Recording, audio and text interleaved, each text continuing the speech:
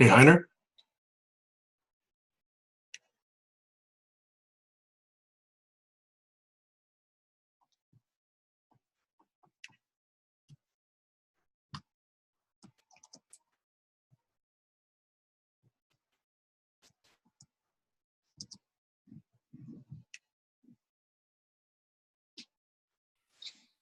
Sam, are we meeting today?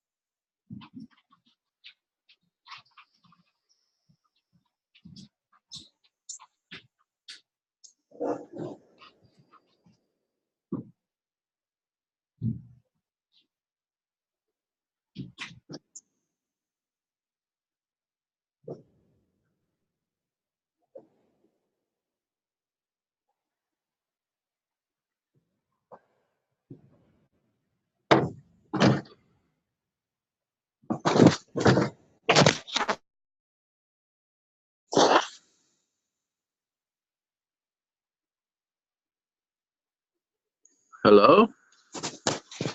Anyone on deck? Hello.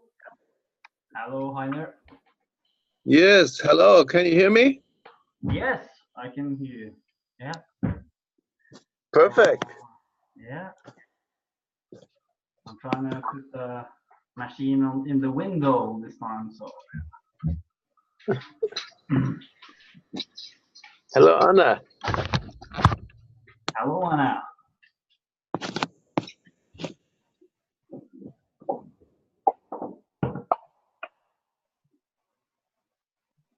See if my sound is good.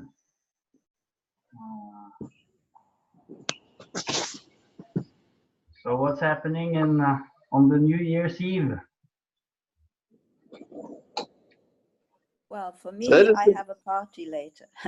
But Glenn, I noticed you put something up on the, I think it was on the Global Challenges, a new post, but I didn't have time to read it.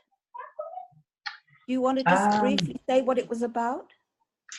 Yes, yeah, it was about this question of some shared values, and whether there are some shared values that all of us could agree on. It was a question which was asked earlier on. And perhaps if there's some shared values all people can agree on, or shared insights. And I've been thinking about it a lot, and I believe there is. And it can be formulated relatively precisely, I think. And I think it's an important insight that there are several truly shared values and insights which just about all people could agree on. Can you say what they were? Yeah, absolutely. If you just wait a little moment, I'll find it here.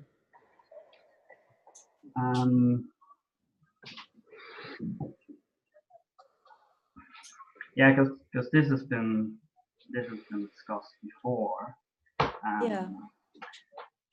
But I'll just find the post because it will make. Well, maybe I should try and find the post.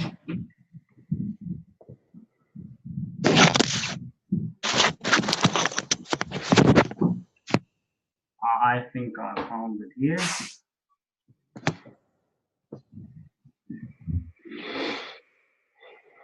Yeah, so what could we all agree on? I'll just read it quickly because it's not so long. We could all agree that something is actually happening. Nothing is more than nothing. I actually think that's important. We could all agree that no one knows all there is to know about what's happening.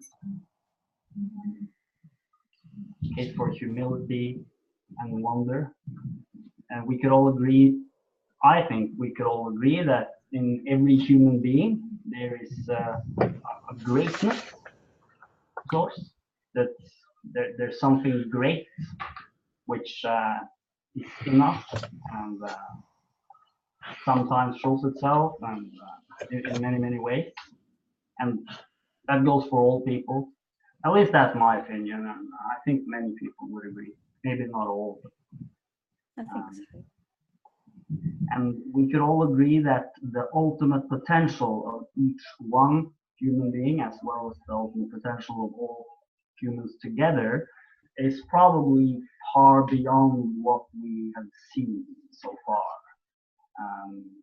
That potential from the present perspective is probably a mystery. And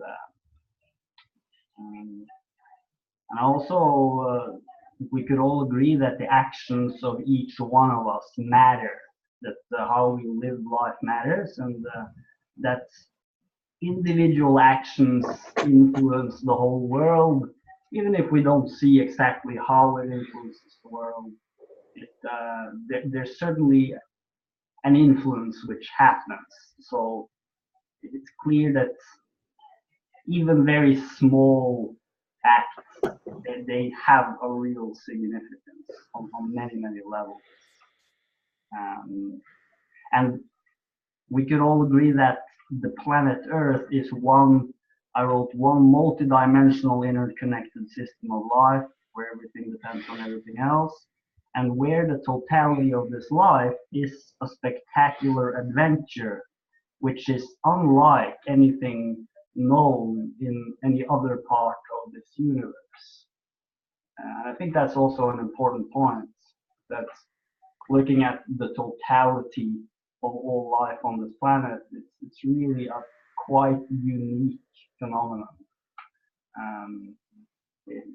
I would say it is a spectacular phenomenon inherently, and that's also an important value, I think, which I believe that most people might agree on.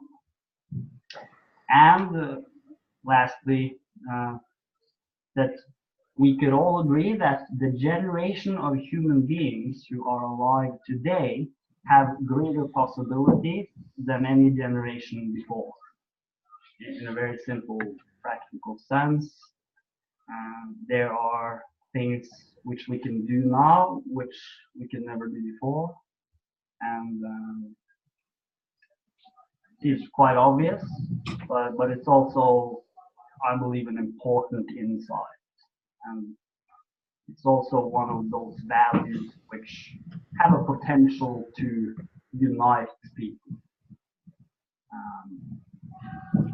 So those kind of shared values, I think, are the kind of values that can be put into a story which can unite people today and in future. So, yeah, I think it's important. Heiner, do you have thoughts on this? Are we waiting for Sam to arrive? I saw Sam a moment ago, and he just went out. I think he's coming back. Yeah, okay. Well, Glenn, I was reading this email and another email you were sending, I think, the last days. It is on the commons, not what we agree upon, but what we share in common. And there were some ideas, and I was thinking about writing an email and answering you, but I didn't manage yet. I also wrote a post about permaculture because I heard a very wonderful interview with this guy who has been doing work on permaculture. And personally, I believe that's very, very interesting. And it's a very big part of the way forward, I believe, because if you can have relatively self-sufficient local communities with primary basic needs taken care of, it's going to relieve a lot of pressure on the whole system and make things a lot easier for everybody. And from what I understand, the science of permaculture is actually hasn't really developed very far traditionally, but it's happened some major breakthroughs in the last decades. And I think Peter Anderson talked about this, that you now have methods for having small communities which can they can create more value than they consume, so to say.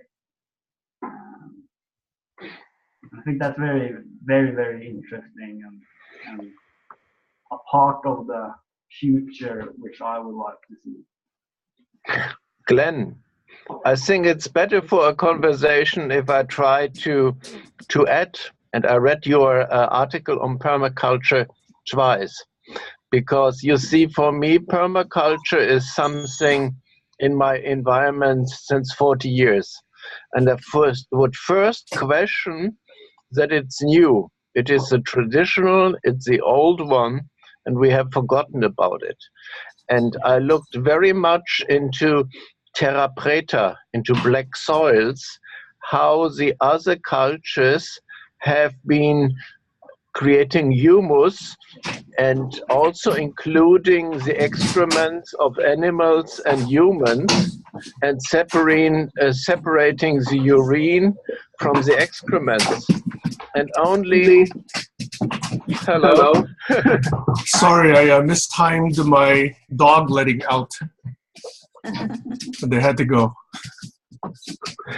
I was just telling about what I learned from my Chinese elders, that you have old cities in China where they have been separating the urine and the excrements and have been building sustainable towns hundreds of years ago.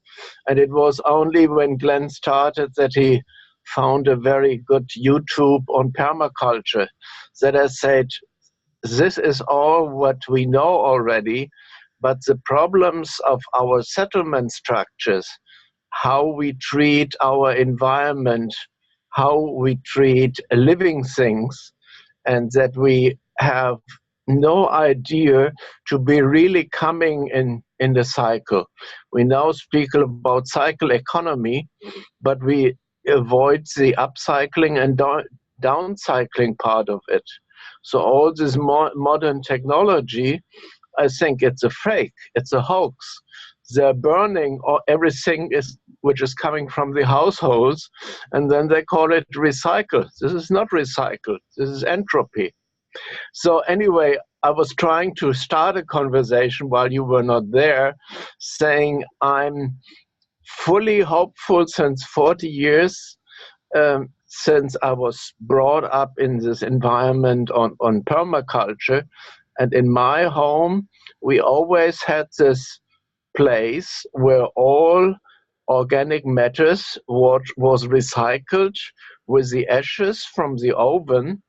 And we only know now through terra preta research that the traditional people, not only in South America, but also in Europe and in China, have been, through a milk acid fermentation, have been able to really involve the whole cycle of animal excrements and human excrements, that our ways, how we are building towns, how we are treating our garbage, all this has to be included.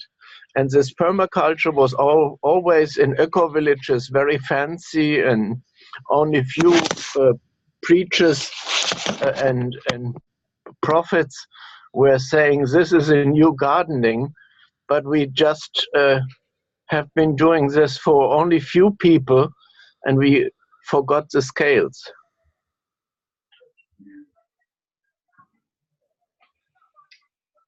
Hello, Doug. Hola.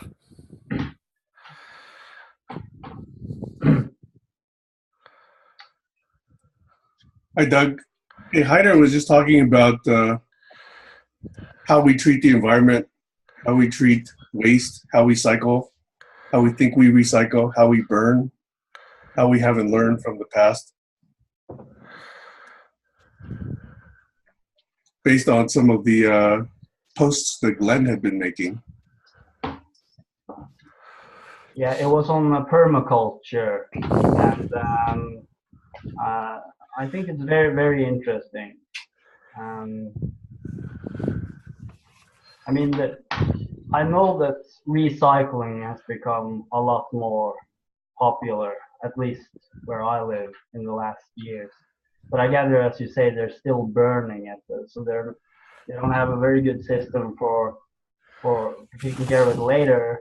But if that could be developed, at least that's a sort of promising direction. Well, can I ask a question? Because I actually don't know the facts about some countries like Denmark or Sweden who are recycling everything, quote unquote. How close to truth is that, Heiner?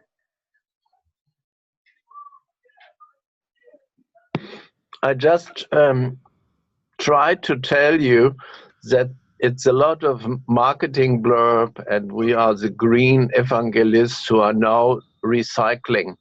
But if you really look into the facts, and you see in Germany we tried 20 years ago to really do a fractionating, that we were really able to get to raw materials which we can recycle, like we have with the credit to credible principle.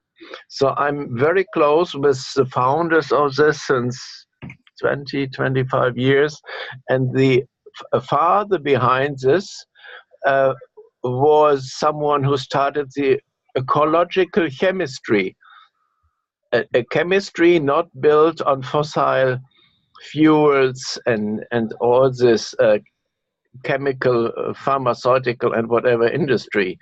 And they knew that this recycling really has to be carefully looked up, and I see really this is a hype. If you look into the real numbers, then the most in Germany is burned. That we have been before, like in most countries of the world, piling it on sites, but then the chemical became so dangerous that the groundwater was spoiled. So they are now burning it, and this burning takes a lot of energy, especially from oil. That the whole process is actually fake. What we want to do with the credible principle is to have a segregation, that we have chemicals and materials which fully can go into a new production cycle, but always there is also a loss. But that would mean that we produce different goods in different formats. What we do in our modern technologies, look at your smartphone, you don't get the raw material out. If you get something out, then it's a very, very little percentage. And all these dreams I had in the green movement the last 20, 30 years, I think it is fake. We did not achieve much, and the processes are more and more that we cannot take the elements apart and then really do a recycle, but we are doing a lot of downcycling, and we still call it recycling.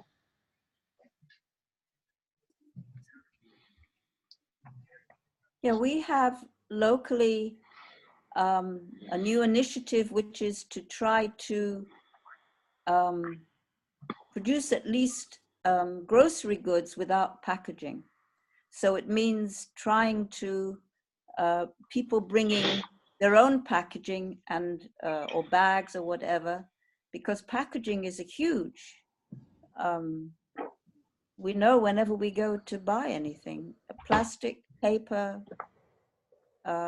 you know, it's just enormous. So, yeah, I totally agree with you. We have also a lot of burning here. It's not just to do with what we produce, you know, the circular economy, but it's also how we look at what we already have. Whether we feel, you know, we have to throw this sofa out and buy a new sofa, you know, what happens to the old sofa? It either goes to landfill or it's, and the same with beds. I mean, with large items, it's really very difficult to recycle, unless, of course, you can pass it on to somebody who wants it. That's great, but you have to find somebody who wants it. So yeah, the problem is our attitude towards it, not just what we're producing, but as a culture, can we accept things that are a little bit patched and worn rather than constantly new, which is what we're sold really in the advertising, that it should be new looking. Going back to Heiner's point, that's marketing, right? I mean, if we build for planned obsolescence so that every 1 or 2 or 3 years, everybody wants to buy another iPhone to give Apple another $1,000 and then throw the rest of the stuff away, then you guys probably heard Apple's even built in an intentional slowdown on their old devices just so you'll be motivated to buy that. How evil is that? I don't know. Maybe not the worst evil, but still. That's probably true of every item that we have. Every piece of furniture, everything is not built to last, unless it's actually old, really old, when it was built to last at some point. But Just as a small aside, I was counting in my hands probably 3 items that I have since my college days. I have a wok that I continue to cook in. I have a very nice chopping board and probably 1 wooden straight-edged frying device that probably cost me all of maybe $2 or $3. And as far as I can tell, those are the devices, those are the products I have since the late 70s or mid 70s. Everything else has been acquired since then. Very few things last, in my possession at least. I have a sewing machine that belonged to my mother. So it probably comes from the it's a Singer. It comes from the it's an electric one, not a hand one. And doesn't it give you a great feeling? These old things that have really lasted and are still valuable. That's the feeling that somehow it would be great to communicate that to the younger generation. Maybe they already have it. I mean, maybe it's not something, alien.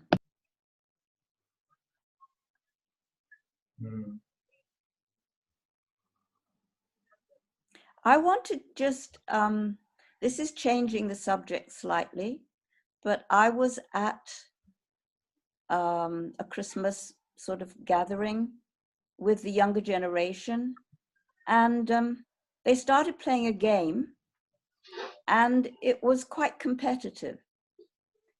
And I felt quite uncomfortable with that, and I started saying, can't we play this same game? It was sort of a bit like charades, but a bit different, without the competitive element in it. And there was a bit of a discussion about competition and how, I mean, this young guy, early 20s, was saying, he's a support worker too. He was saying that he felt competition was good because it really engaged people, which is probably true from his point of view, that people get more engaged when there's a possibility of winning or losing. I was still left with my discomfort. I don't like the idea of winning and losing.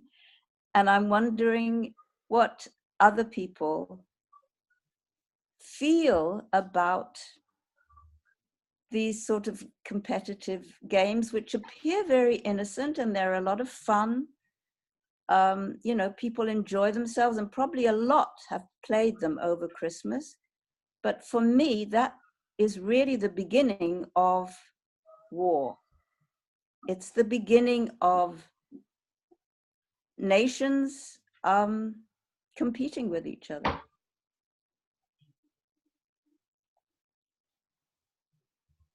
Any thoughts from other people?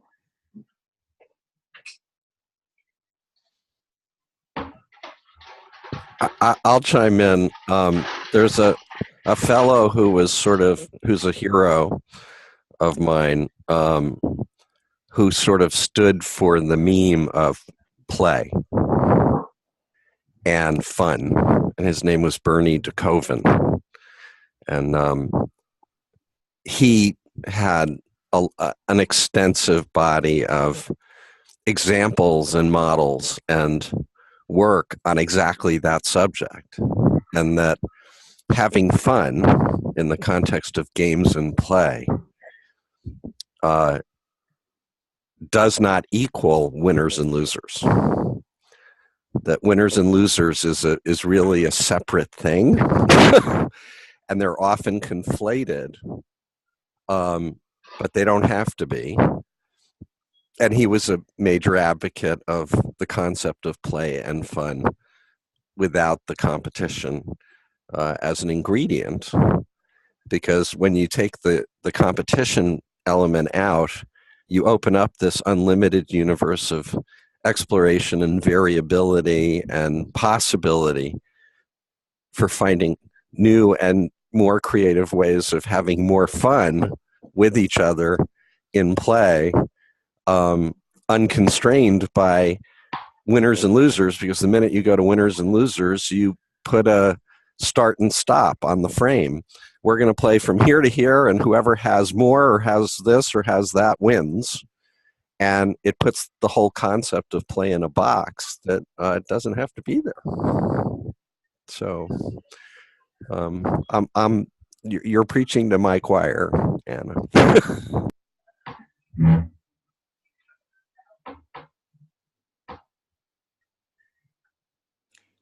I wonder, has anybody ever tried to have this discussion with people who are into football? I mean, you know, all the huge competitive game scenario, with the particularly with the younger generation.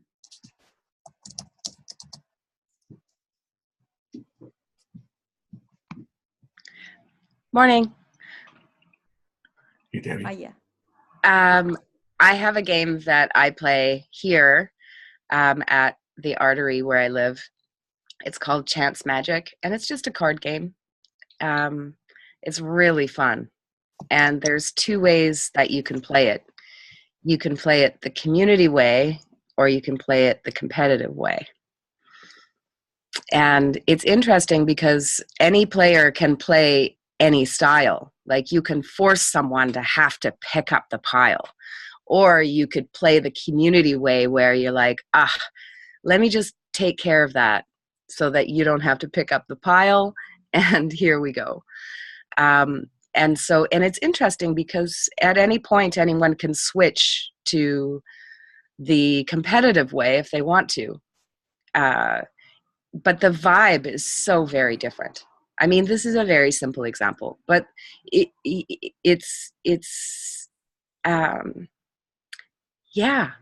play the community way because my favorite way is to play to tie. How can we all win?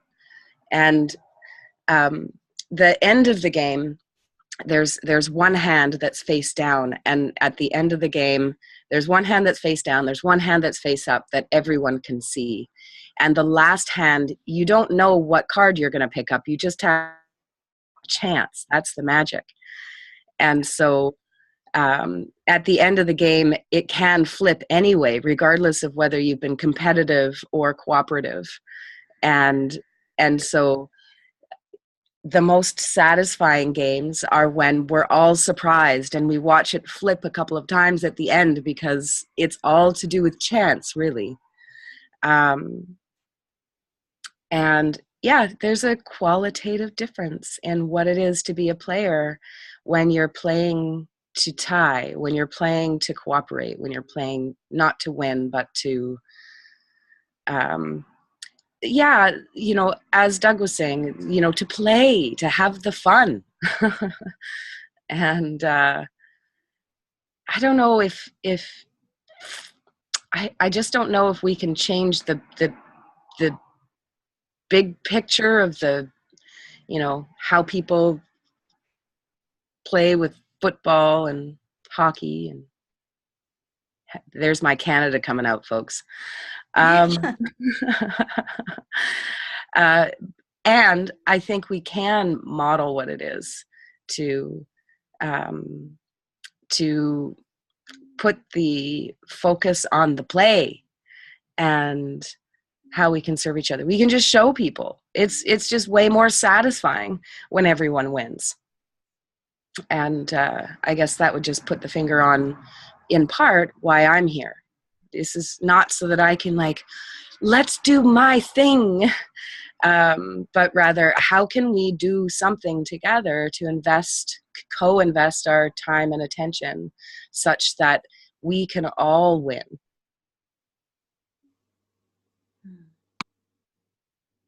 Tammy, I'm in a bad mood today. I want to challenge you before, like I have challenged Glenn. Great. You see, I was born with soccer in Borussia Dortmund. And I was a real fan until I got 14 years old, because then I saw not only the I and the we as a team, but what's happening in the stadium and what's happening in the town, this competitiveness.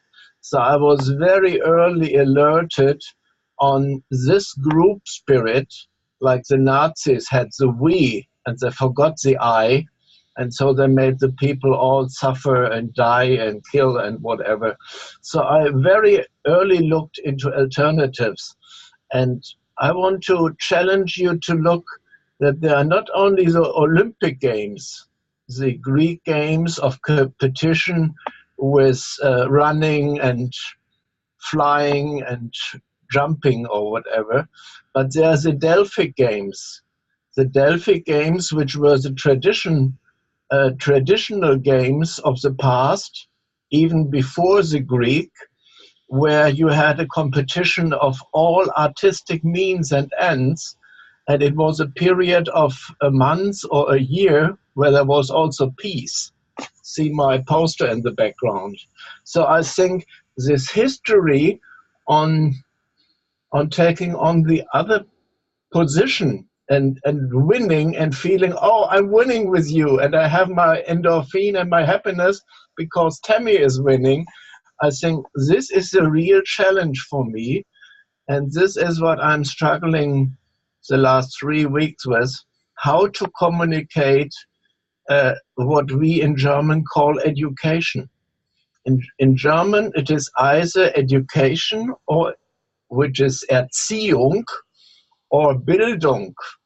And Bildung is something like a mindful education, where you just don't only learn, but learn in context and see it in a bigger picture, and see it also from a third picture and not just the I and the God's eye, but the multiplicities of positions, perspectives, and frames. And so I think if we don't come beyond this fight of I'm right, you're wrong, to multiple perspectives, so we see values in context, because otherwise they are meaningless, Margot said, then we are odd.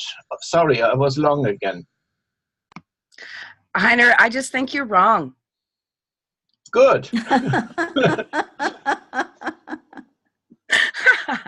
I'm sorry, I am teasing. But I didn't see how you were challenging me there. I would like a challenge. But maybe you can be specific about what you're challenging specifically. I was just saying it is not enough to make again this polar dualistic split of me and we. There are so many other positions and frames we have to put into perspectives. Otherwise, we are in this oversimplifications leading to overclaims, what we just had with Glenn and Anna saying, no, we are recycling, we are the good guys. We don't step back and see what kind of hype and myths all these new wordings and merchandisings are. So I'll put another piece in here. Yesterday I was rereading one of the books that I was inspired by this year called Original Thinking. And Original Thinking, one of the parts that I was reading about, it's a bit of a play on words, because what he's actually saying is there is no original thought, and that thought necessarily needs to be shared. And Heiner, I really appreciate what you said, because it is a multiplicity, and in fact, that's part of my yearning in being in this space with you all, is to have the many reflect what we are seeing together, so that we can widen our knowledge base, our understanding base, and see that there is no duality. That's exactly as you say, Heiner. It's not dual. It's a multiverse, and it's a multiplicity of perspectives that can help us to to better understand what's really going on. And back to original thought, that, part of what the author is Glenn Aparicio Perry. And he did a bunch of dialogues over the last 15 years or so with between physicists and indigenous scholars. Really fascinating. So they were deeply practicing the Bohm dialogue kind of thing, but from within an indigenous worldview.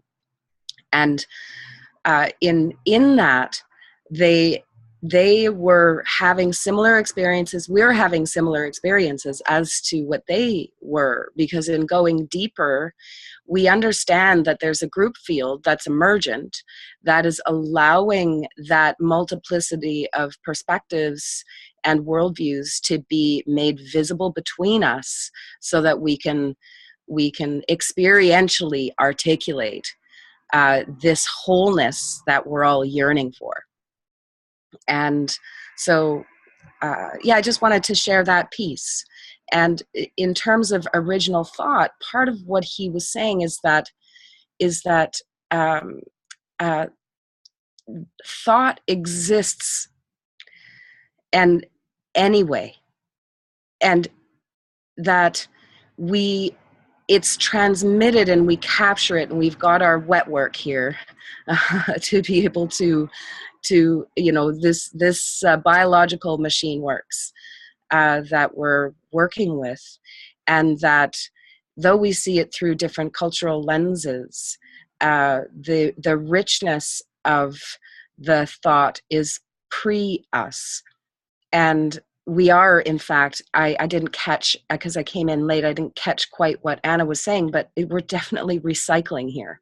And it cycles through our current contexts. And yeah, that's what I'll put in right now.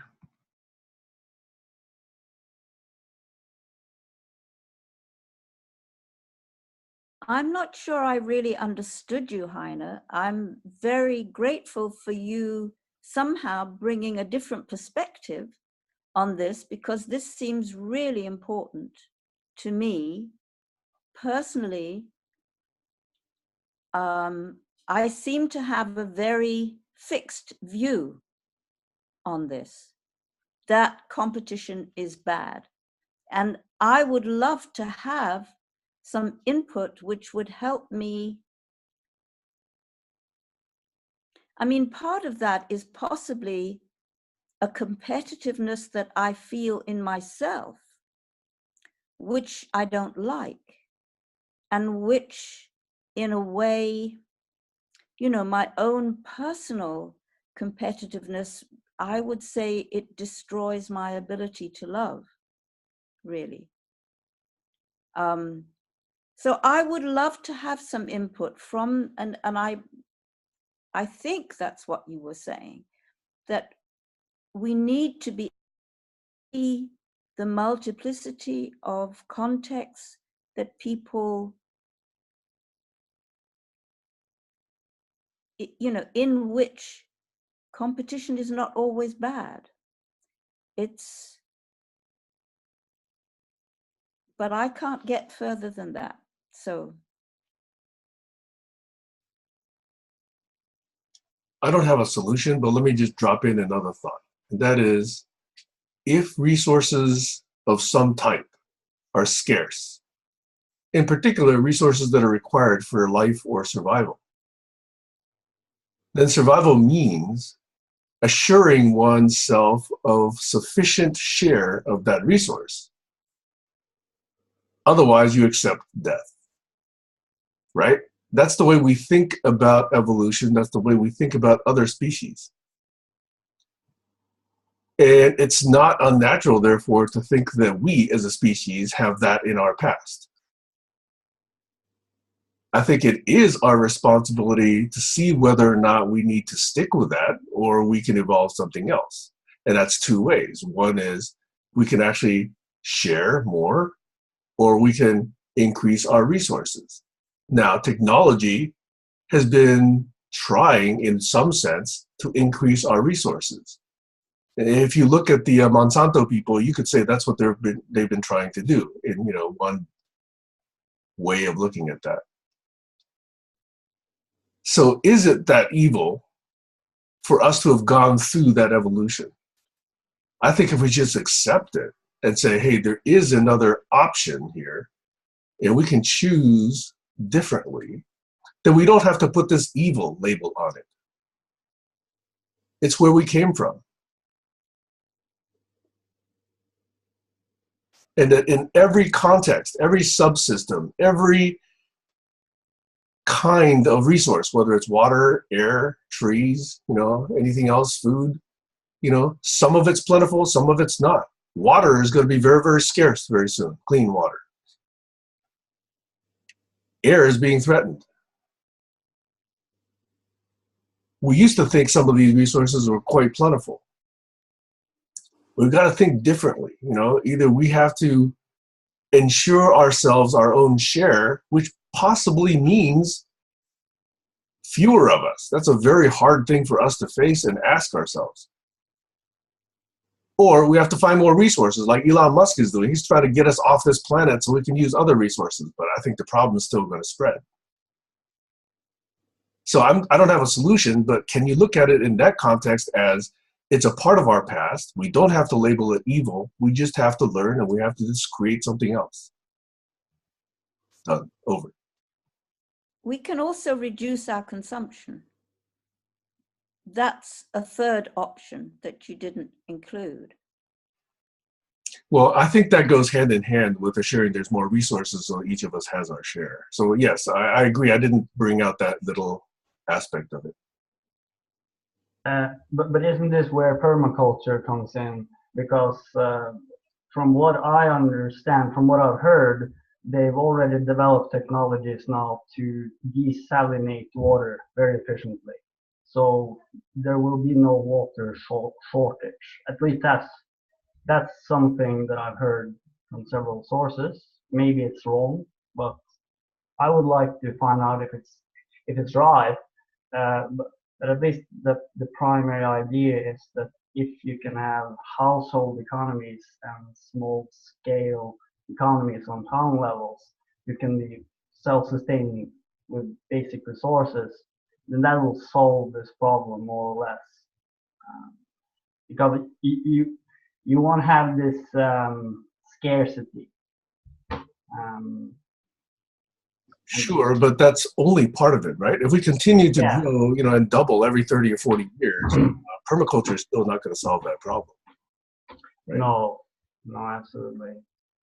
It feels like it's I really did like what you said, Sam, about seeing the competitive meme as something that was an essential part of us in the past, may become essential in the future, and to look at it as something that we can play with, that it's only playing, and we're playing out, we're not actually training ourselves to be competitive, although that's how I have seen it.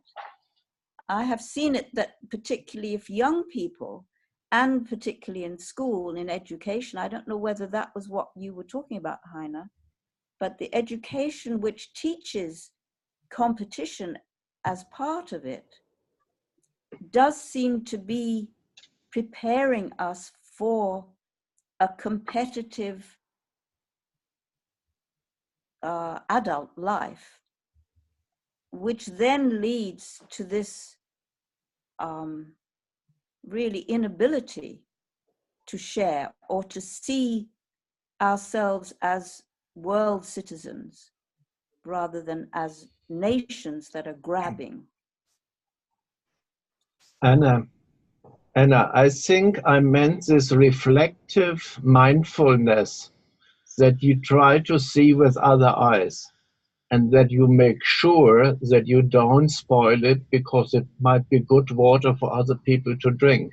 And this was my example with other cultures, like the Hainan people in China have been doing very effective urban structures or village structures where there was no waste, and people were living in harmony with nature. And this was something like in Paradise we had before. We work in an institute for paradise design, so it's one of my favorite, including permaculture. But when we really try to take our viewpoint out, then we see that there have been structures there was not this competition. And we studied it in Arabia before Islam, in the old cultures, or matriarchal or tribes, and we fighting competition. And energies were winning, and we moved to a totally different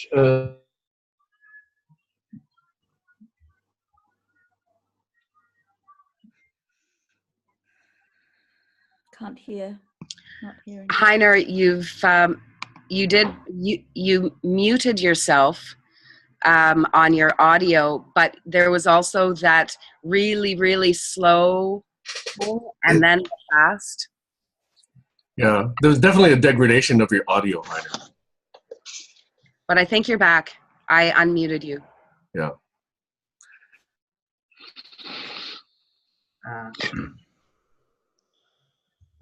I have a problem. That's why I'm here with two images. I try it in another way. See you later. Can I just throw in for 3 seconds this concept of ownership? Mm-hmm. If I own something and you can't have it, or you own something and I can't have it or use it or take the benefit of it, isn't that fundamental to this whole issue?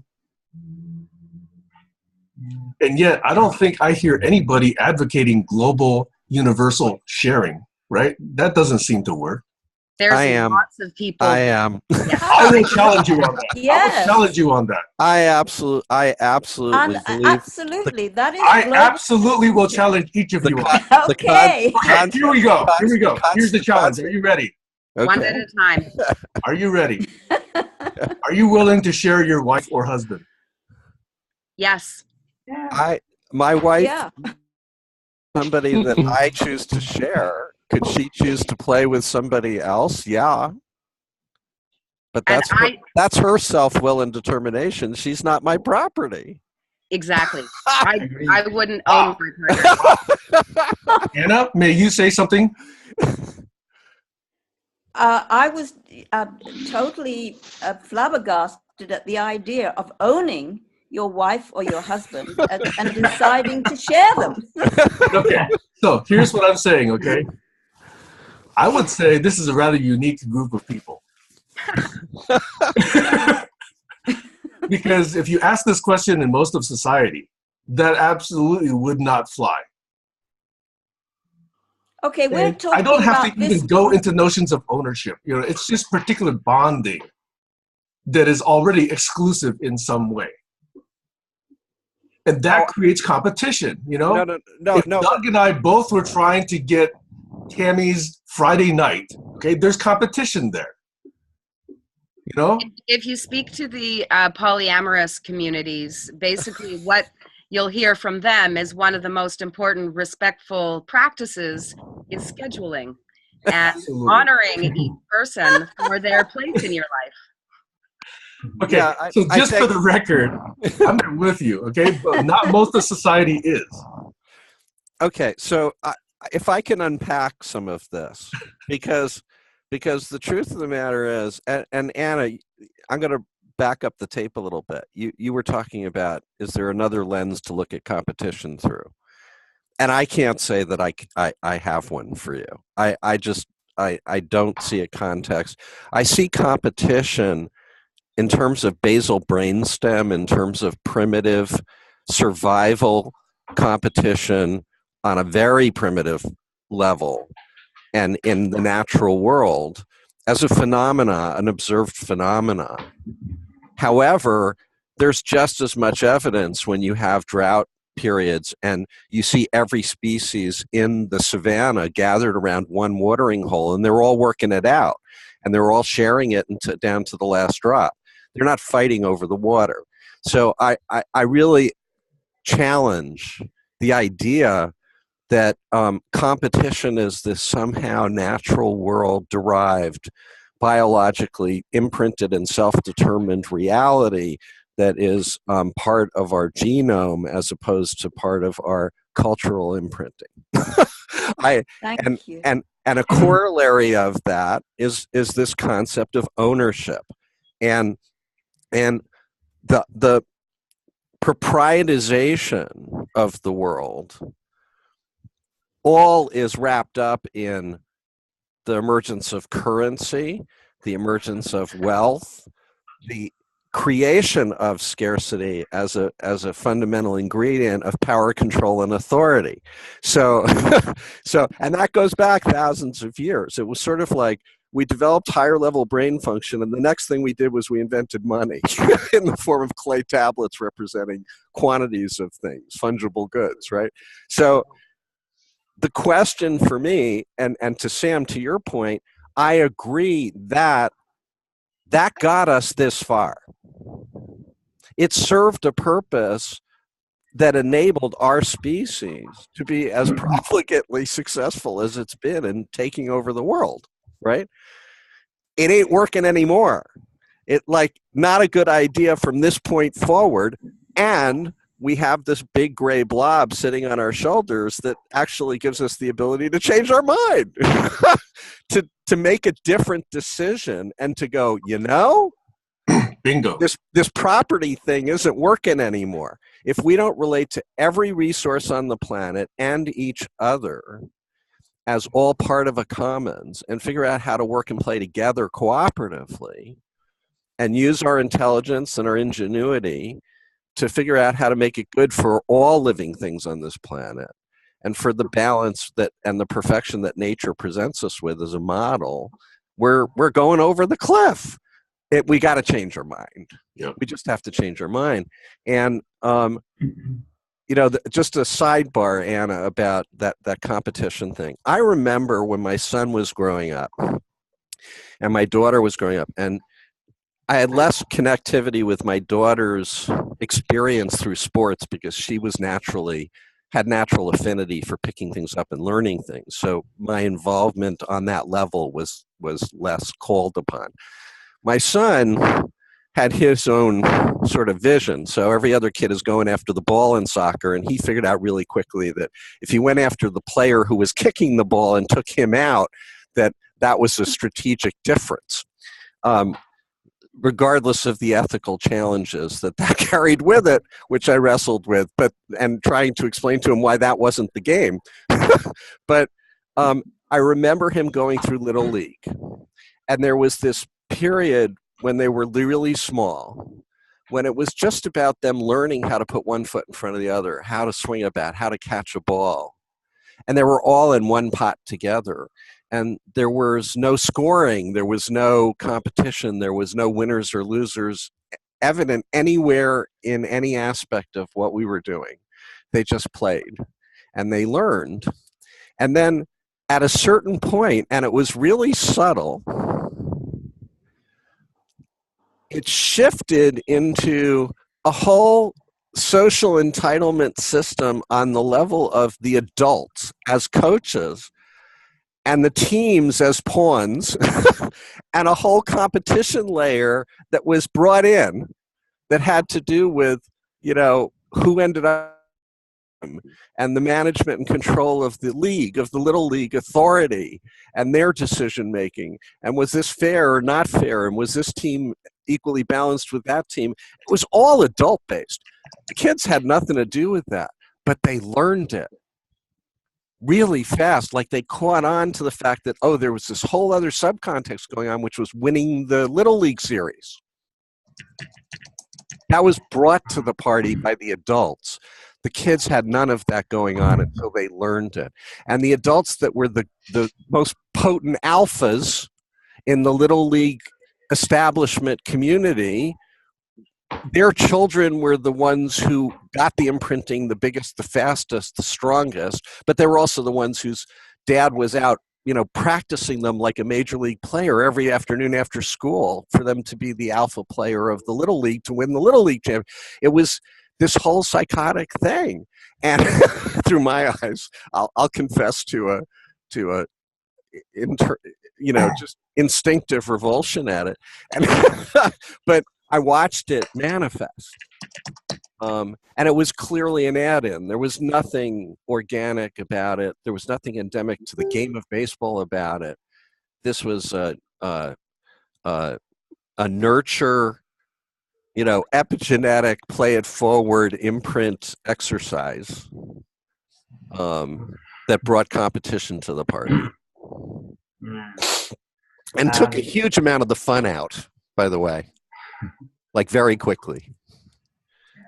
That's why I mentioned the Delphi games, which were peace games, and it was in arts, in singing, in all aesthetics, and no winners and no losers. So again, sorry, Glenn, let me just do 3 seconds. In my way of enjoying the poking, that's I'm kind of a heckler. Do we value excellence?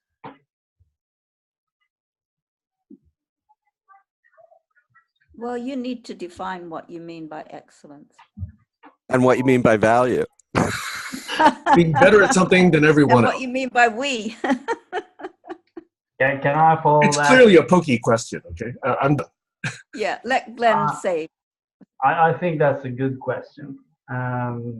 It relates to what I've been thinking too. Because you asked Anna about whether we can think of competition with new eyes. And I think we can, and I think it is related to excellence. And competition seems to be a driver for people to reach excellence in many contexts, even if the contexts aren't working so well. And maybe there's excellence in fields that don't really matter so much. But okay, I'll give an example. I've been playing chess a lot. I think that's fun. And sometimes I've been playing with a few friends of mine, and we'll play and we'll talk. And it is competitive. We're trying to win, but that's just one layer. That's just for fun. So the real game is the social game. It is the fun. It's the companionship. And it's maybe also the learning. You train your mind, and it can also be the aesthetics. There's a very strange, unusual position. There's a pattern of the pieces on the board, which has an elegance to it. Sometimes it can be very fun, and I've experienced how we can have a pretty strong competitive element, but it's fun because it doesn't really matter who wins or loses. I'm trying to win, and then I lose, and then I forget about it. And so that I've seen work, and I don't see any reason why that shouldn't be able to work on a larger scale, especially if there is real abundance of the key resources. By the way, I remembered this thing about the water purification. It's called the slingshot water purifier. So this is an invention which some guy made, which can transform just about any floating substance into clean water. So apparently that has been solved, as far as I've heard. I don't know if it's correct, but apparently it's actually very easy to desalinate water if it's done in the right way. But I don't know. But I think that's also an important part of it, because if we think globally, we have a system where we have main resources accessible, where it's not a question of survival, then it's much easier to get into this playful mode where we may compete and strive for excellence, but winning and losing is just a sort of part of the game. It's not really what the game is all about. It's not really like my prestige is in whether I win or lose. It's more the prestige is in whether we're playing a good game. So that's a different frame around the competitive element. And I have experienced it several times, and I don't see any reason why that shouldn't be possible on a larger scale, where you can have a cooperative system where you can have competitions within them. I personally believe that competition is important. I don't see it going away anytime too soon, I have to say. To get rid of competition altogether, I just don't see it happening. And the people who try not to compete at all, I think maybe they suffer from not really challenging themselves. It's I've had it for myself too, because I'm not a very competitive person at all. And I've noticed that in certain competitive situations, that has brought an energy which has challenged me to go beyond my previous, well, sort of laziness, or it brings an extra energy to it. And it can happen in a frame which is playful and fun, and where it's not really all about winning and losing. So that's one point. And a very quick one I want to mention in the end is there a difference between games of winners and losers compared to games where there's only winners, or maybe only a few winners? For example, the Global Challenges competition is an open competition. Everyone can compete, and some people will be brought up as winners, so to say. But there won't be any losers as such. Just wanted to throw that out, whether there may be a fundamental difference between those kinds of games. The games where you're winners and losers, and those where you only have winners. So it's that point, and then it's also the frame around whether there can be a larger frame of play and love cooperation. Does that, what do you think about that, Anna? Does that constitute a different perspective on competition? I wonder what you think about that. I think this is amazing. This is exactly what I wanted. I wanted somebody to stand up and defend competition exactly as you're doing. Because for me, it's totally fundamental. And I need to be able to see, to find a way to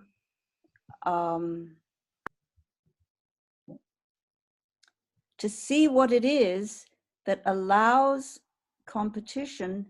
See, I think it's very subtle.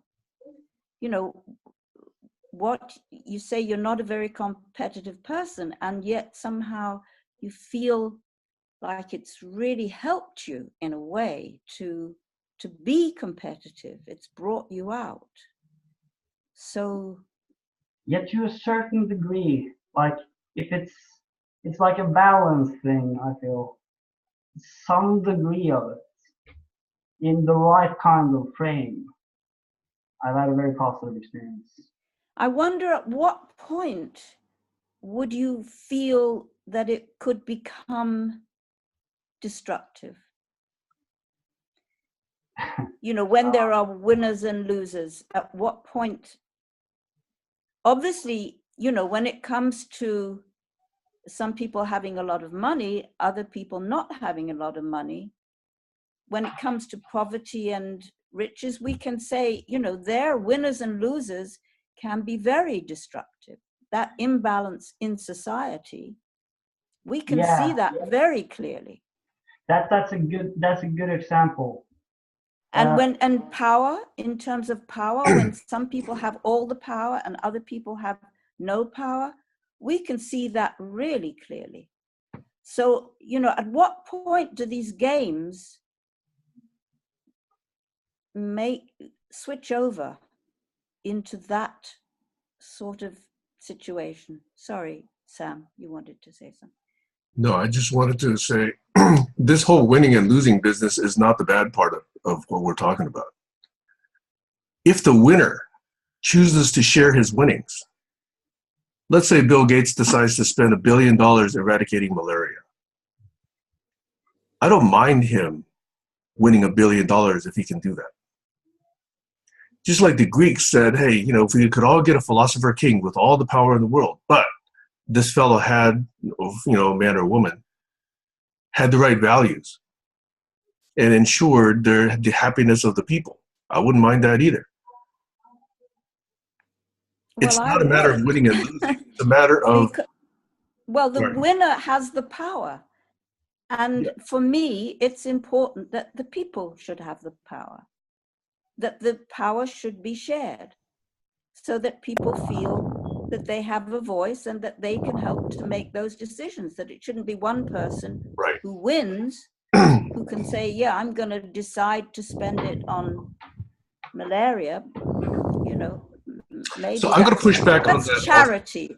That's a whole different thing. So let me push back on that also, okay? Because in my view, democracy and everyone having a say is one of the worst ways of making decisions. It guarantees that the best ideas are never implemented. Because it guarantees that what can be understood by the most number of people is what is done. So if we believe in science... Sorry, Sam. Sorry. Let me just finish. If we believe in science, if we believe in knowledge, if we believe in philosophy, if we believe in human growth, if we believe in any of these ways in which we gain additional insights into us and the universe, and that these ways are expensive and time-consuming to attain, then it's almost assumed that the populace will not attain as much as those who are really earnestly in pursuit of those insights and enlightenment. Now, you could say that's not the way we want to run things, but that's what got us, you know, a president who doesn't believe in science. That's what gets us an education director that doesn't know anything about education. So if we believe in having the best ideas in practice for the benefit of all, then democracy is absolutely the wrong way to do it. Over. I like to call it demockery, Sam. So I want to add a third complication, since there can never be too many, which is that the winning losing, the element on a human individual experiential level, the thing that makes competition, winners and losers, toxic is when, in a praise-based parenting universe, you are your result. And if you got an A, you're an A human being in person. And if you got an F, you are a failure as a human being in a person. And the truth of the matter is that we are not our results. We're us. And from a values standpoint, and from a heart-centered respect, recognition, acknowledgement standpoint as living beings, if we lose that in the mix of who is a winner and who is a loser, as opposed to who has won and who has lost in a competitive setup, we've lost everything.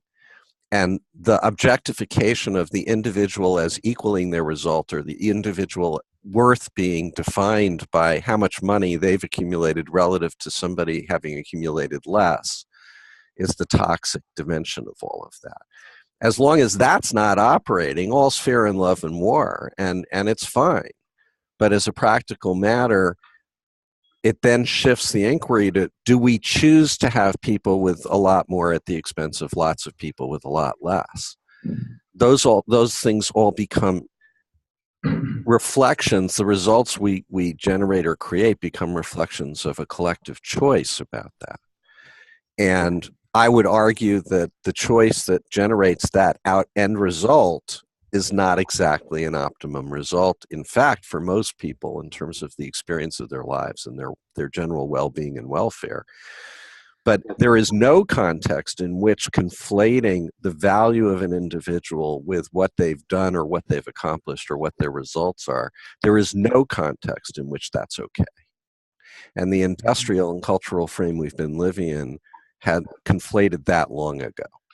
With debtors' prisons and all of the rest, it's been that way for a long time. And I think our clawing our way back to our humanity, our joint shared humanity, which isn't subject to inequality, unequal distribution, or anything else. It's a fact that we can choose to recognize or ignore. And right now we're doing a lot of ignorance in the face of that. And that's why you have the refugee crisis, we have the starvation and inequalities and distributions of basic elements of life and well-being.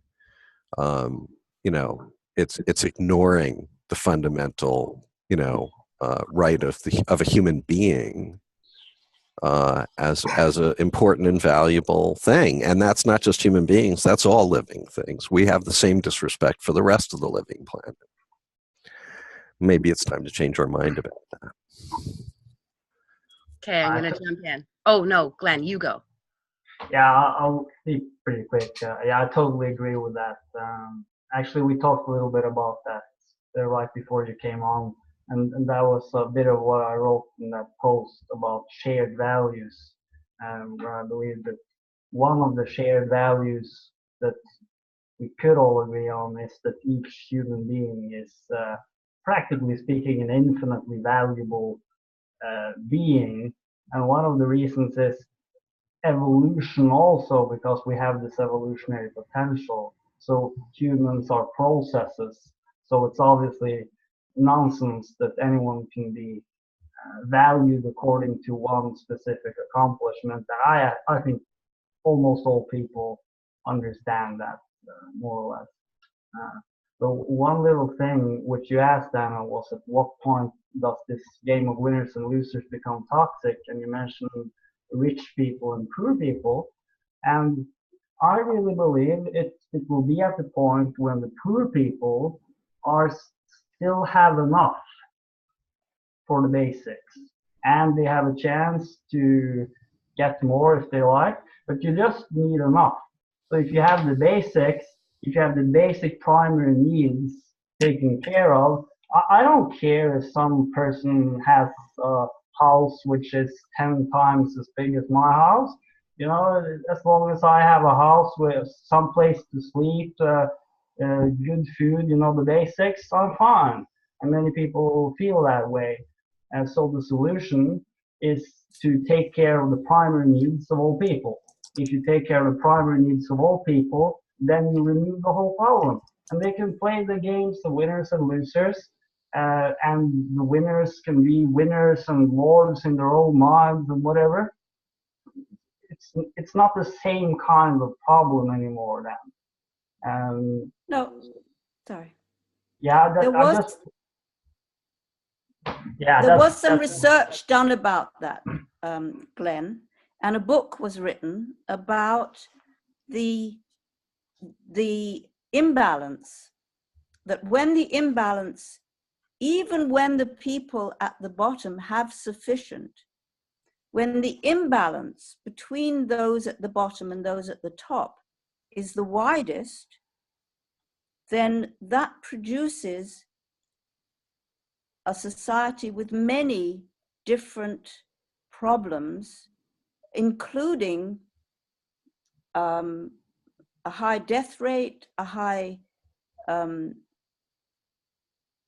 death at birth rate. I mean, really a lot of systemic problems, which And there isn't it necessarily an explanation for, except that the possibility that that huge imbalance causes possibly a psychological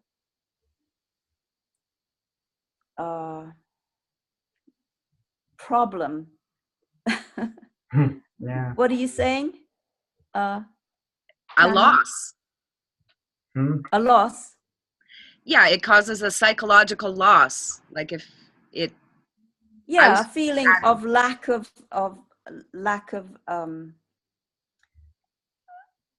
self-esteem and so on, which really affects how people see themselves when they compare themselves to those at the top.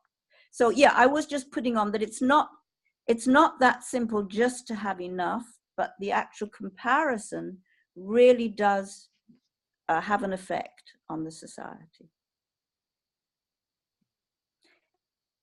Anyway, Tammy, sorry, you wanted to say something. Well, first of all, right now, in this moment, I am winning. I'm winning because I'm speaking. Wow. Right? Like there is this, when you, like, I have the power right now because I'm speaking. No, I have the power because I'm hearing. Ah, yes. And I'm listening. Yes, exactly. And part of what it is that we're doing here in our conversation as well as our experience is that we are mixing we're mixing dimensions and metrics of understanding to greater understand. Now, if I was just here in my own speaking, as you say, Anna, I wouldn't be winning at all. I'd be standing on the top of the mountain shouting to the universe, which may have an effect, but without you all here, I'm not winning. Right. And, you know, part of the piece around competition, thank you, Glenn, so much for going into your experiences there, because I was wanting for someone to really grab what Anna was saying, but we were all kind of dancing around it a little bit because there is so much to say here, just in terms of there's a fundamental piece around cooperation and competition that underlies and frames how we might understand even approaching this conversation. So I think that there is a dimension of thought and experience where we understand that we only win if we all win. And that's why we all put our hands up and said, that's what we're going for when you were challenging us, Sam, is that we are all in the place of understanding that unless we collectively, collaboratively move in a direction together that includes all of us, we all lose. And there's a fundamental place where we all know that.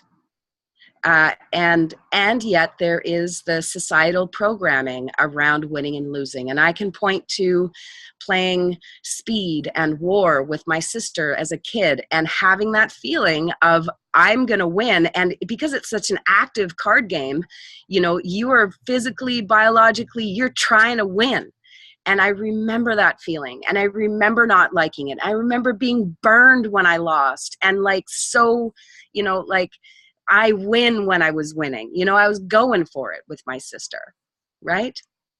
And I didn't like the feelings that brought up in me. And as I grew into an adult playing card games now I want to play Chance Magic the community way, right?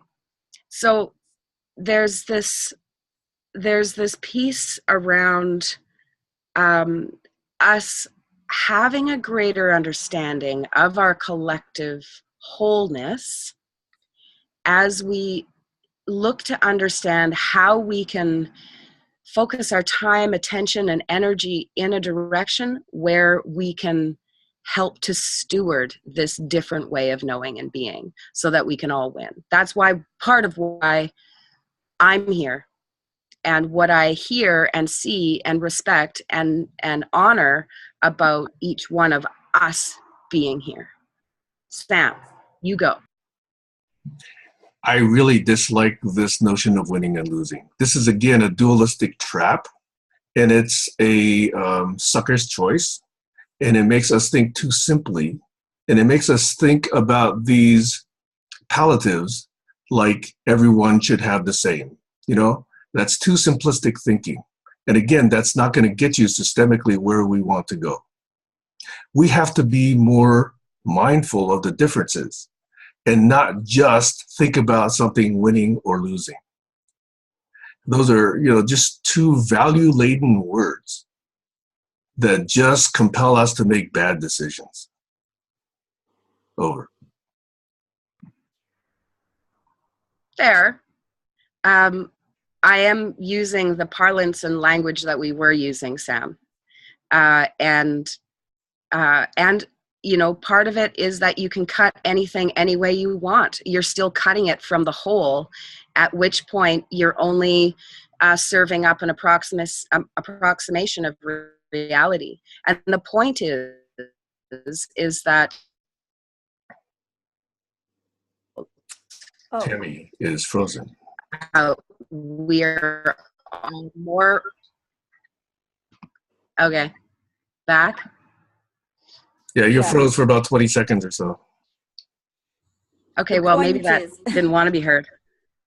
The point is that together we can have a different level of conversation that can allow us to understand what losing might be from another perspective. And losing, obviously, is all of us, at varying scales and speeds, dashing off the cliff of survivability. Yep. To me, I would just say that's losing. That's everyone losing. And I will use that word because it's true. And we all know and have that we have an opportunity to do things differently. And part of it is understanding words differently. Part of it is pushing back our assumptions about what they mean.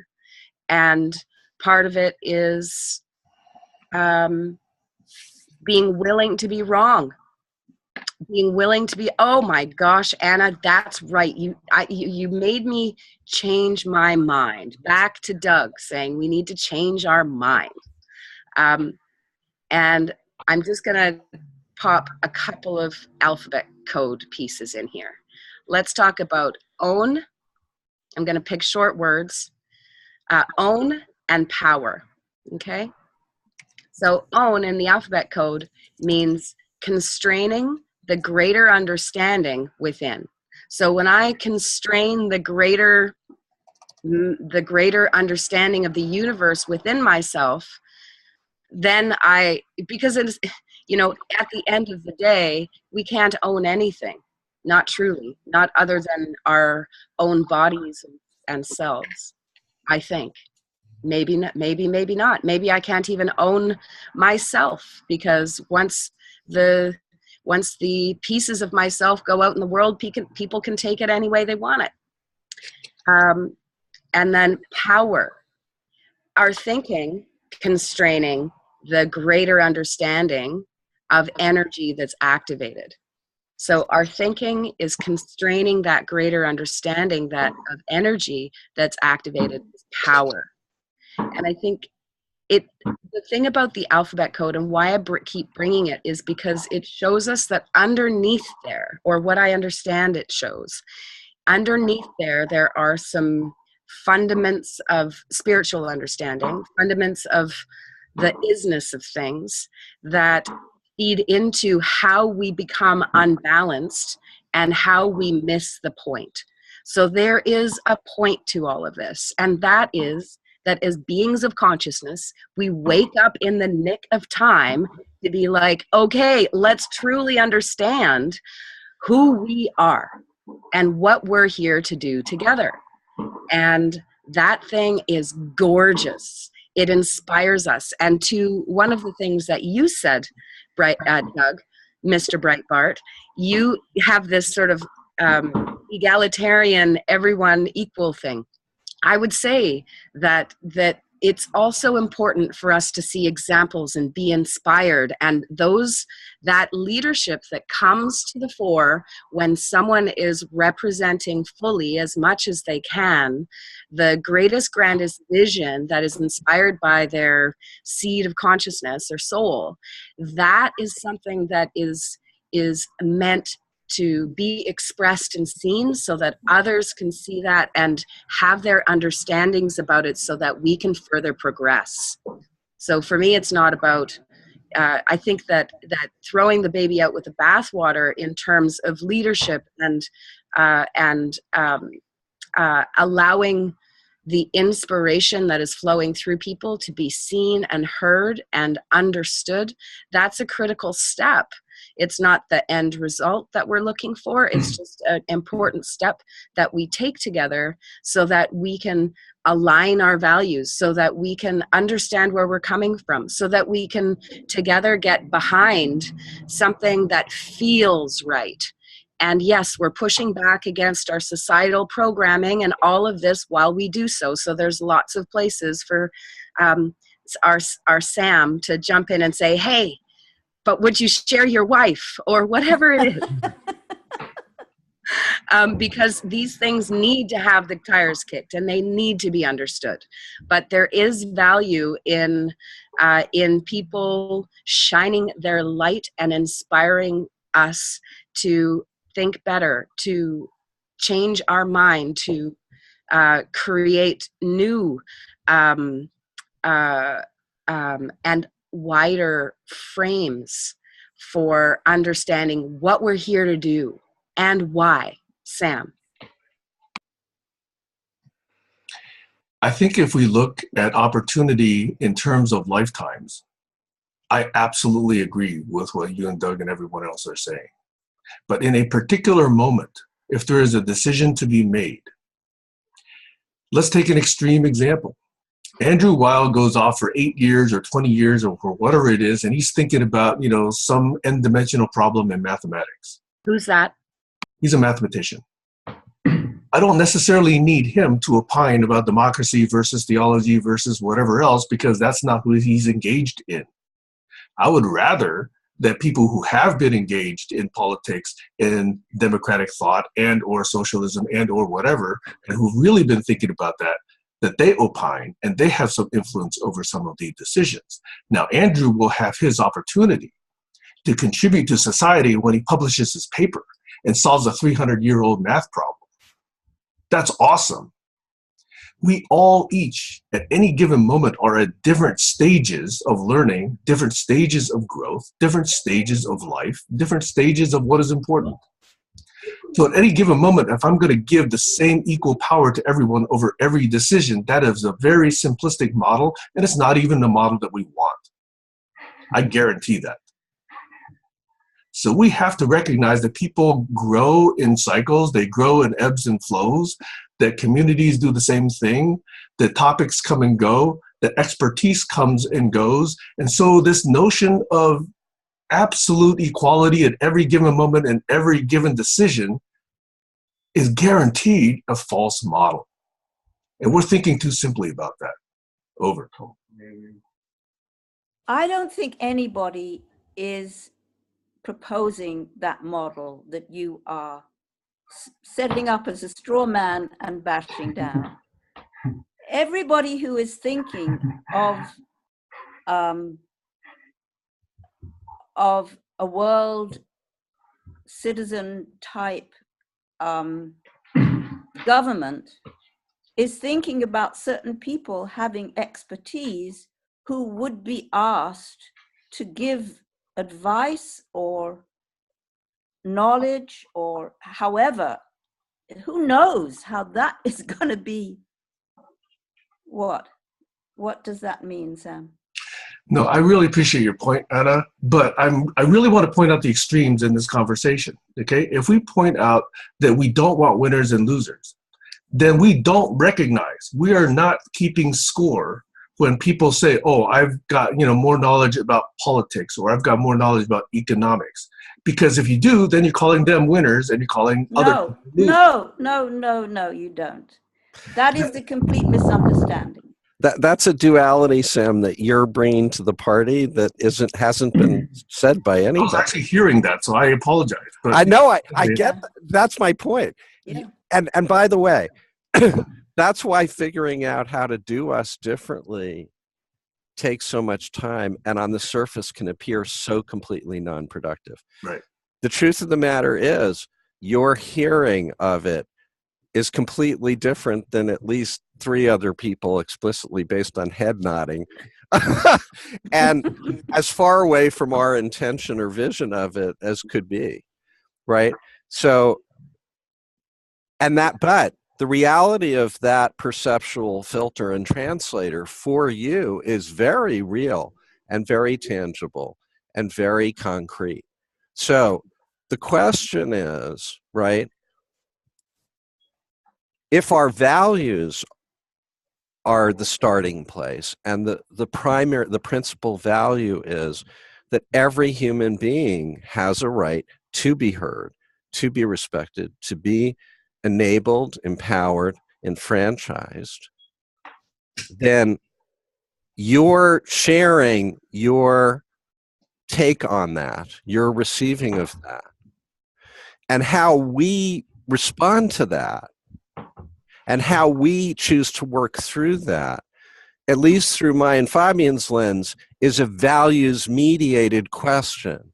So one choice of response, industrial, is, fuck you, and let's have at it, and let's go off and do the gladiator thing. And another take is, it's all good, man, ohm. And all the variations of the schools of practice and approach for like either ducking or avoiding or not.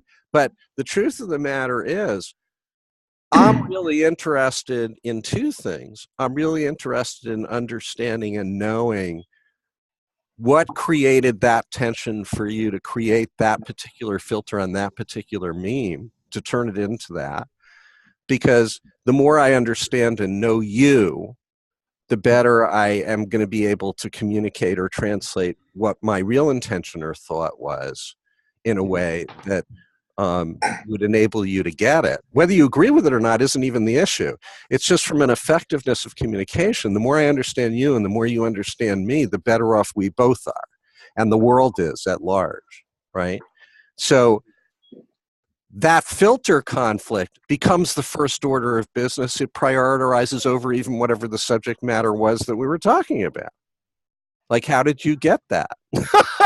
and it's time consuming, and it's challenging and painful, because it's like, every instinct is like, can't we just get past this to get to the real stuff?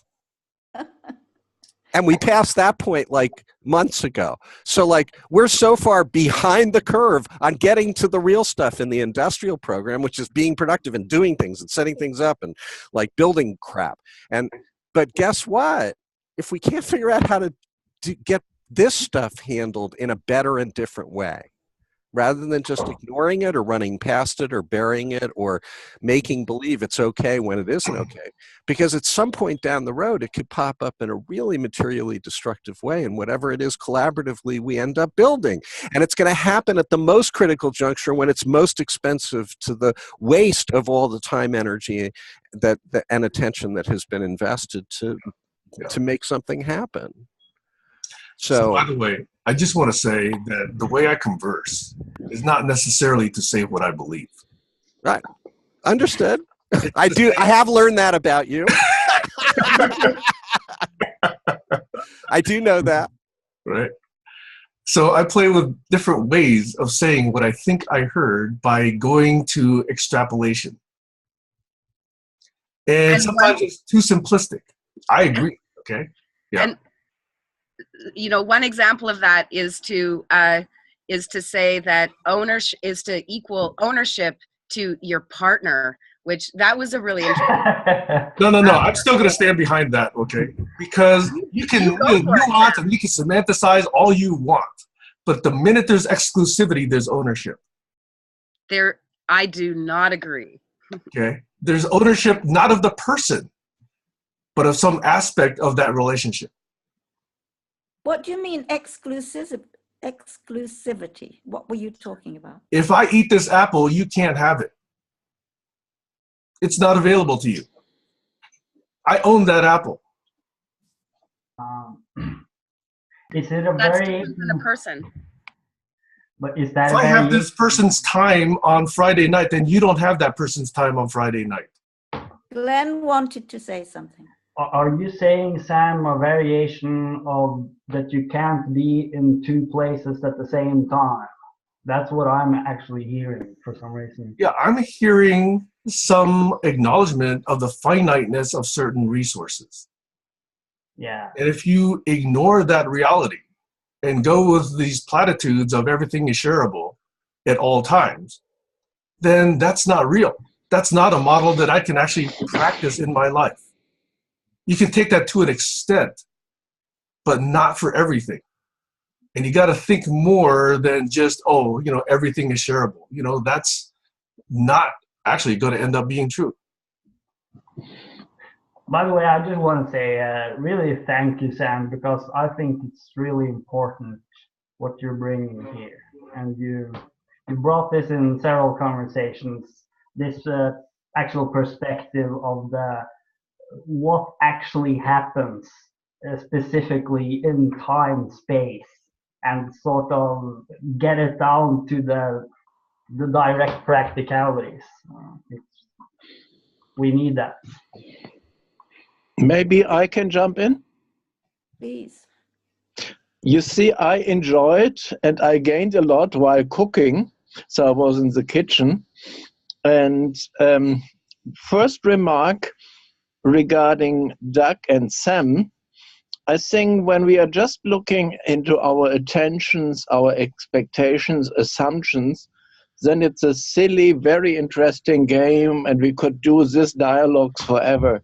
What I was trying to bring to the table over the last year is this method we do with the American Indians and Maoris to do influence voting, where we look into the deep root causes, the drivers in a very specific society when there is either war or peace.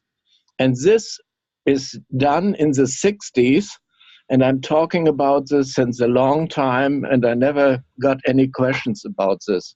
So maybe another thing for the 2018.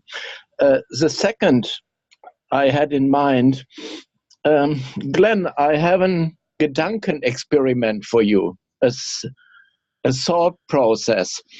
What would you think when you have a hexagon and three parties playing chess? They have white, black, and brown figures, and all it's the same, all the same rules. You see, I was developing this game in the early 70s, and we played it for years in our students' home. It was very mind-opening for me, and it just came when you were telling your problems about chess and winning and losing.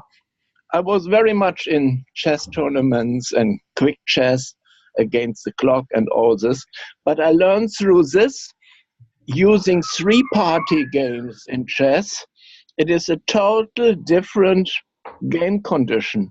There you can speak. I found it always boring that you can speak in chess to your neighbor. You can even make a deal secretly or open or interfere with the public.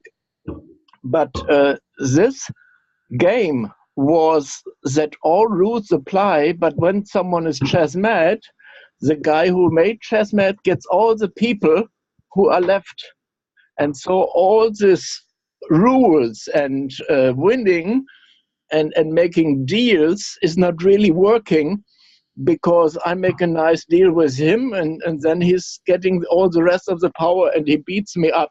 So I was thinking in that environment on playing it not with 3, but with 6 or 12 parties. And that is really what life is about. And it's not only flat like in chess, it's a 3-dimensional or multi-dimensional chess. And for me, in the kitchen, was my realization that I was always looking into the times and spaces and the processes and the influences in multi-stakeholder environments. And this is what I wanted to tell you, Glenn. It just came up in my mind again. That's why I maybe think not in this linear, polar or whatever way, and feel we have to go beyond the flat. And maybe if we come to other forms of exercising this listening and empowering and giving my token time credit games one day, then we can really come together. And this is my bit. I have to rush back to my cooking stove, but I will hear you. Wow.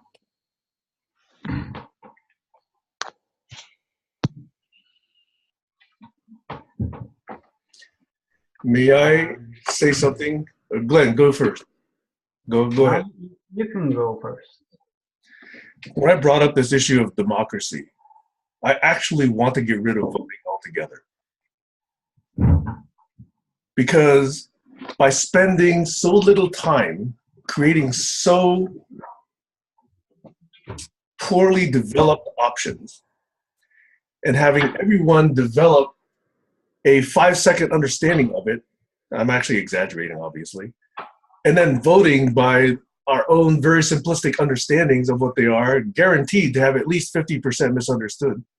I would much rather have everybody involved, not in the voting process, but in the option creating process, in the proposal creating process. And if you can do that, and then have these discussions that then clearly bring out and explicate the misunderstandings, implications, and then revise them and iterate that, and take the time to actually come down to, really well thought out considerations. In the end, my hope, and by no means is this proven or guaranteed, but my hope is that we can then decide mutually as a community what our values are, what our understanding of the proposed policy change or action is, what the so-called, benefit matrix is of, how we want to model this. And again, that's a techno term. But then we have all of this value going into the creation process and not the voting process. That's what I would prefer to see.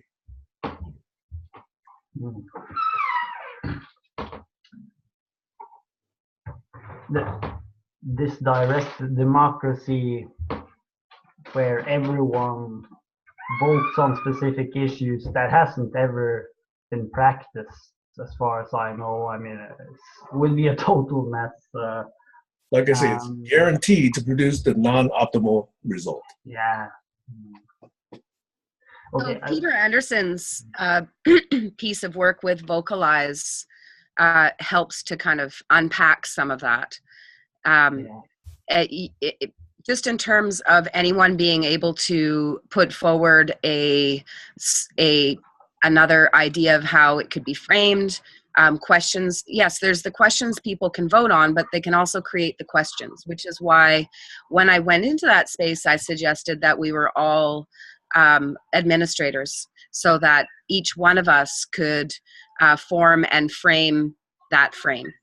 And further to your point around the mathematician speaking on democracy issues, Sam, I think that there's a subtlety and granularity of attention, intention, and purpose that is part of what needs to be unpacked and consciously created together. Because, I, for example, have spent a couple of decades in the democracy space. So what I have to contribute in terms of my understanding and experience is much different than someone who has never run for office or been a boots on the ground worker in a re-election campaign. So I think that there's a piece here, each person according to their constitution, and each person according to their level of capacity and ability. That is a qualifier in terms of participation that brings in the inspiration and right relationship to a person's soul's work.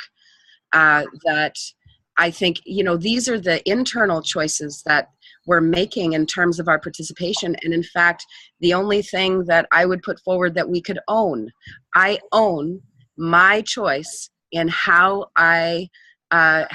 where I put my time, attention, and energy.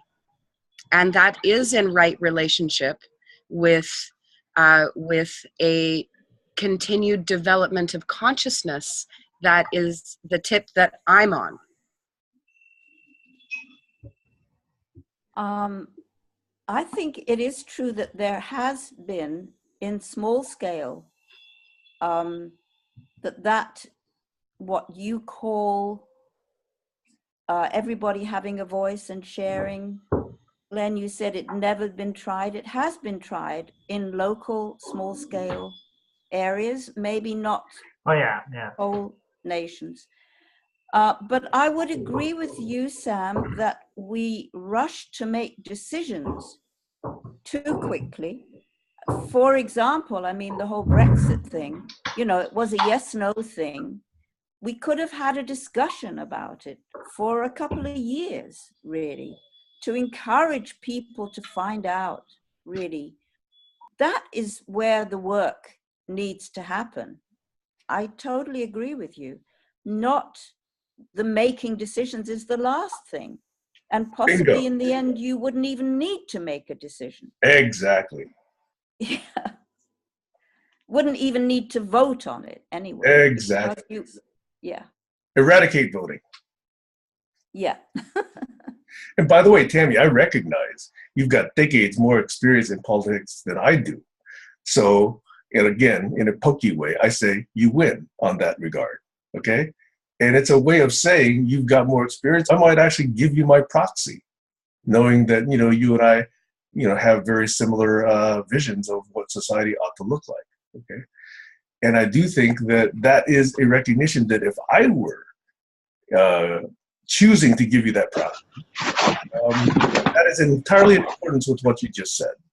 But other people would not, right? Other people without any experience in politics could say, hey, I need to go and run the education department because we're spending too much in education. And I got no experience. But I'm going to win. I played the game right. I'm going to end up in that office and I'm going to just totally shut this thing down. And that is clearly damaging our educational system. But that's the way the game's played. Over. You're talking about a system that has gone completely wrong. So I don't think anybody is going to, and in that sense, also, I think, Tammy, the experience that you've had is with old style politics. And we are looking at something totally new and totally different, really not based on representative politics. So we're all going to need to start from the beginning. And that beginning for me is us understanding each other. And to Doug's point of there's these places and pieces where we've got these stops here in our group. If we don't get past them, this is the work.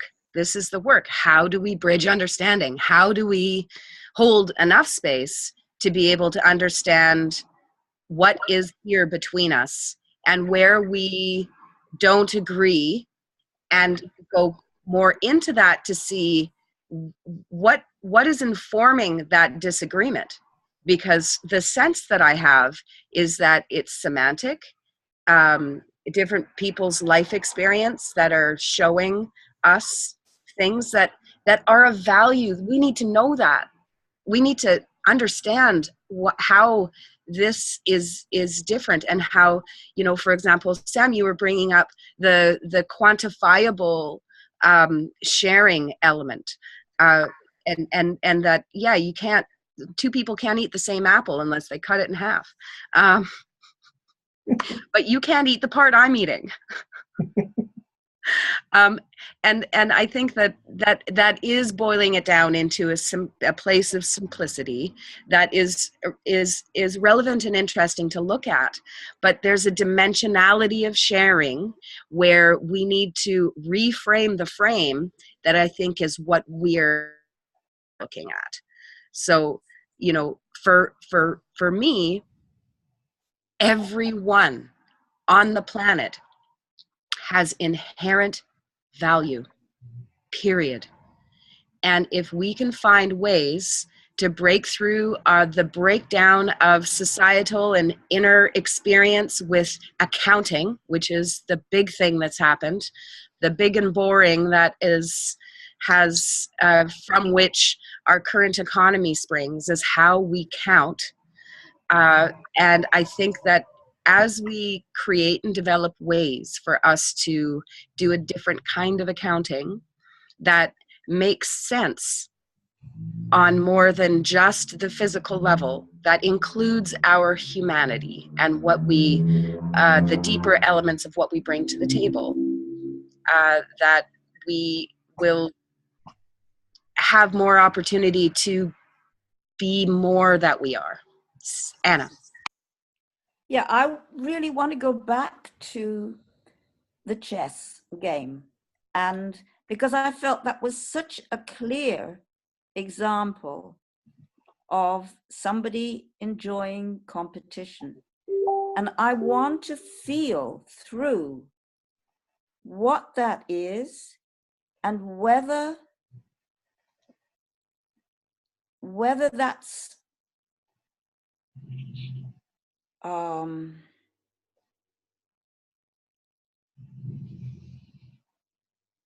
yeah, I am not sure what that is, but I feel is not really appreciating the subtlety of the toxicity of competition, where it begins, because it's very, very subtle.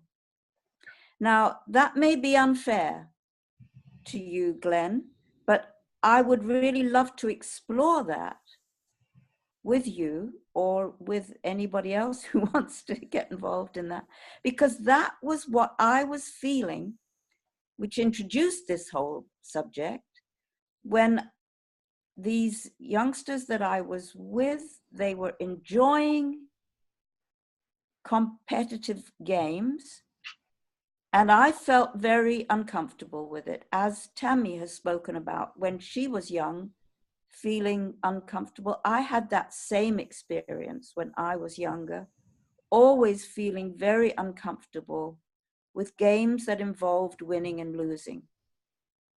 And for me, it's that meme which is the core of creating the situation which we face as a humanity. So it's that big. For me, it's that big. It's that profound. Chess, I mean, it's a war game. You know, taking your king and your queen. You're just, you know, it's soldiers. It's battles. Or you can see it as trying to control an area. I mean, you can reframe it different ways. But can I just answer a little bit about that?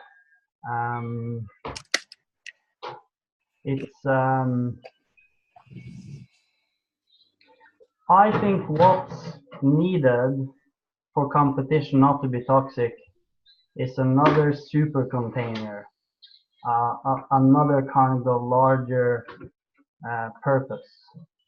And if that's there, it all changes. But I wanted to share something which came to me very clearly as I sat here, and that's that we should share things we're frustrated about too, about the process, because that's where we can do breakthroughs.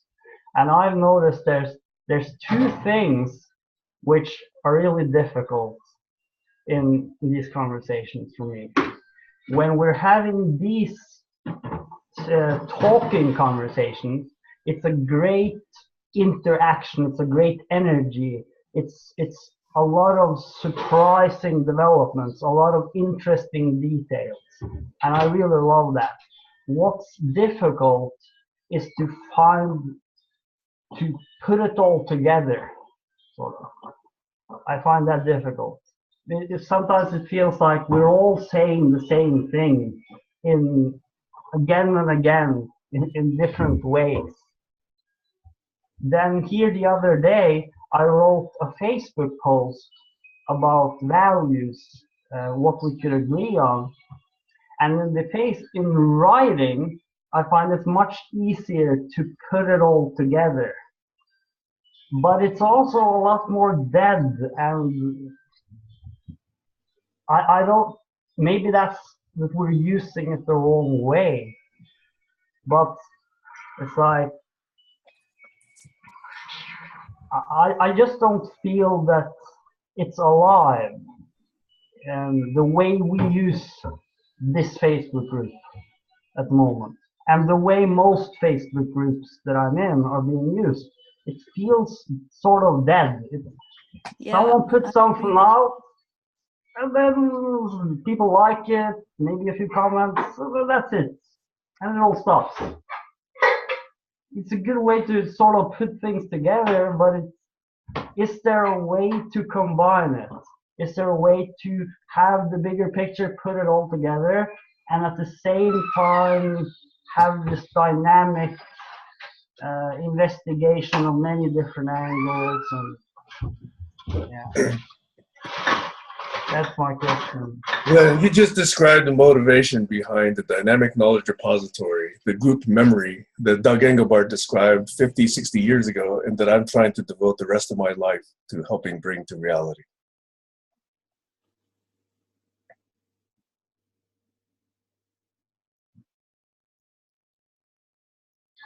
You don't say anything more about that, or sounds interesting. 50 years of conversation on this, okay, and lots of attempts. So if we go down this rat hole, yes, I would be more than willing to spend the next several hours on this. I don't want to necessarily do that to the group right now, though. I don't see the connection between what you produce, Sam, in terms of how-tos and how you're trying to encourage things in a certain direction. I don't see the connection of that with what Glenn is now saying about when we see something written down on paper, like this post that he put, it somehow is dead compared to having this interactive conversation. I'm willing to answer that question, but it'll take at least 5 minutes if people want me to do this, because there's a very strong connection. All right. To do with bringing something alive? It does, absolutely. Okay. So here's the sense. Imagine that Glenn took a day or so going through, actually more than one day, going through all 99 videos that we have recorded now in this particular playlist. And he picks out memes. He picks out who actually said that meme. He picks out, where the memes connect with other memes to create this thread of dialogue. And that at some point, let's say yesterday, he puts together an understanding of what the memes were that appeared in last Thursday or appeared in this thing called What Are Our Possible Shared Values? Imagine that this structure of all the connections, all the ideas that can be recognized, manipulated, defined, refined, and reconnected, and re-evidenced. Imagine that all of this is available to each of us, that we can see it clearly, that I can make new connections by just reaching in and connecting two together and saying, okay, these two now compose to create something else.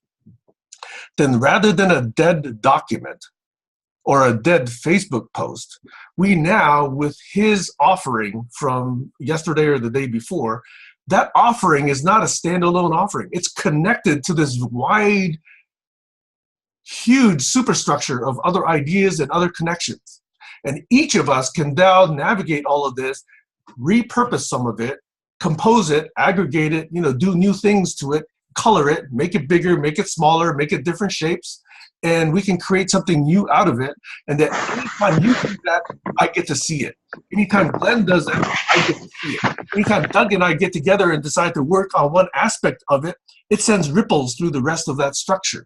And now that, sends you a little notification to say, oh, Doug and Sam created on this, and there's a little nuance that affected something that you created 2 or 3 days ago. That's the notion of a knowledge repository or a group memory that I personally would love to create and co-create with others. And that's the notion that Doug wanted to create so that we could build and build and build and build rather than staying with these small point dead objects that cannot actually be, really understood in the context of something much greater. And that's just a quick introduction. I'm not even done yet, but I see you're holding up your hand, so I'll Yeah, talk. because for me, I think what I experience as alive is different from what you experience as alive. You experience all these connections, the possibility of new connections, and how we understand them. You experience that as life. I don't. I experience this point of presence, of not knowing what the next word is going to be. Being alive is very much to do with this edge that we are at, this moment called now, which is right here. And we have this privilege of being able to share through this amazing medium. Yeah.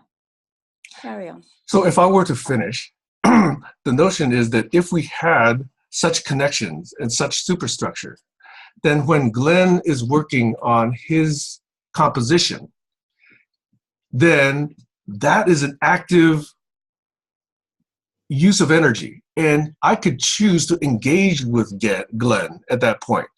And I can actually see what he's doing. I can actually offer new connections. I can actually offer new definitions, new colors, new structures, new shapes, new whatever. And that we are actually interacting, but not just as two people with our mouths and tongues, but two people with our mouths and tongues plus this other representation that we can manipulate directly. And so it becomes a supporting object that helps the aliveness of the dialogue, that helps the aliveness of the conversation, and doesn't get forgotten. See, the problem with these videos, once they're done, they're stored, they're uploaded, they're available for view, but they're pretty much standalone.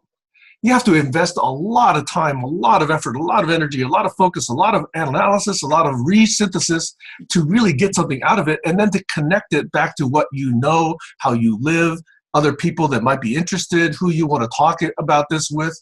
There's a lot of investment there.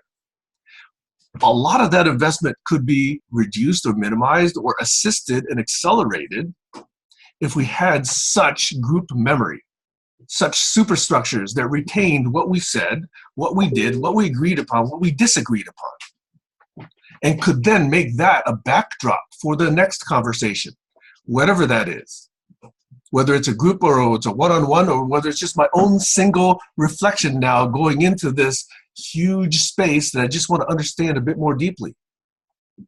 So that sense of aliveness that involves you and me, Anna, using these representations of what we've discussed in the past, what we've talked about, what we've agreed upon, what we've disagreed upon, what it's there, if we had all of that at our easy disposal, that did not get in the way of our conversation, but assisted in having richer conversation, to me, that's very much alive and very much assists how alive we can be the next time. Because the next time, if we don't have this, we're again starting almost from tabula rasa, except that, we have our own little conceptions of what we think we said the last time. But if we don't have that shared representation, then again, we're going from our own assumptions. At least these shared representations, even if they're not true, can be some form of shared agreement or shared understanding. Obviously not perfect, but able to be refined, able to be iterated, able to be improved, and able to be disseminated, not just to you and me, but to others as well. Sorry, again, that's a little tirade. I'll stop again for now. And so the impression. Go ahead, Anna. the impression that I have is that you're wanting to build something with this, that this is, that it will build on the past so that we construct something while we're yes, that's called a shared understanding. yeah, okay. For me, that construction is dead. That's what I mean. Okay, I'm going to jump in and invite Doug to share a little bit about his collective metacognition, metacognition machine works, and plant the seed. I would love to have a conversation with Doug, Sam, and perhaps one other person. Keep it, I want to do some 4-ups, some conversation quartets. In this new year. And one of them I would like to see Doug and Sam, myself, and another person explore the collective metacognition machine works, because Sam and Doug, there's a ton of overlap. And I have a little reflection for Doug after he jumps into that. Yeah, so Sam, at some point on the queue, this was on the list on my end of the ledger, but I've got 3 things before it that you originated. So the collective metacognition machine works is very much on the tip that you're talking about, but it actually, I think, represents sort of an evolutionary step beyond it to close the gap between what you're envisioning and what Anna is getting a disconnect with. And that's that all of the technology affordances in the world, all the platforms and built stuff and data aggregation and analysis and collection stuff, and all of the bells and whistles of technology up to now have pressed its users into working for the machinery and the technology and the data rather than the other way around. And people end up spending a huge amount of time tending to data rather than the value, intrinsic information or knowledge value in the data serving the human beings. It becomes a non-bidirectional inversion. And a lot of the technology in terms of tools and platforms and applications and all of the rest, similarly, becomes about training human beings to use the machineries to take care of the data, not the other way around, where the technology is serving the human users by manipulating the data to provide human beings with the value that's trapped within it. So the trim tab of the collective metacognition machine works idea is that there's a virtual generativity space that is a virtual location, Anna, for people to go. Like we come to this group and we have these conversations. And my belief is that out of these conversations, we generate a field. There's an energy that's generated on a connection level, on an understanding level, on a feeling level. And that there is a way of creating a virtual space that holds that field and energy and keeps it going 24/7. And I've experienced this being done successfully in another context. It's just never been created in service to this context. But the premise is that if you were to sit down in your machine and instead of just going to work, you actually logged into a place that carried with it a package of sensory input, environmental input, customized and tailored to you, that was a place where you did work or where you connected with others to collaborate on things. And sometimes that may be synchronous, like a meeting of all of us together right now. And sometimes it may be you individually, like in his values entry. But it's a place that has all these affordances, so that if I come home and I log in and I go there, I notice, yo, Glenn is over there. Hey, how are you? I can ping him. That the signaling, all of the signaling mechanisms are there for there to be synchronous, for there to be, what's the Jungian word, you know, for there to be spontaneous awareness of others and reconnection with others or not, and for collaborative processes to go on experientially as what goes on in these conversations.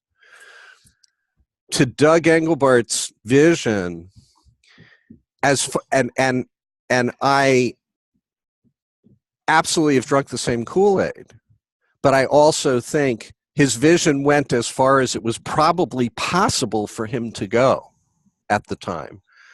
But the piece of the puzzle that for me is missing and has to be added is that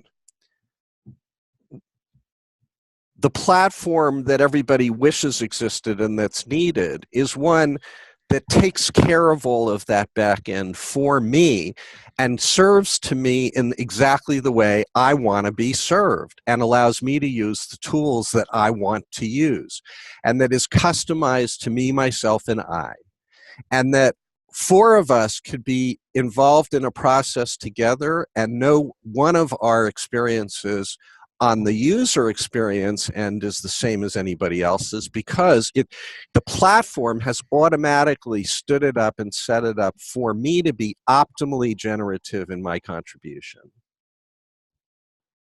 If that no makes disagreement. Sense. If that makes sense. So that means that data through this lens, data that's produced as a function of collective or collaborative human generativity is a byproduct. The platform has to capture 100% of that.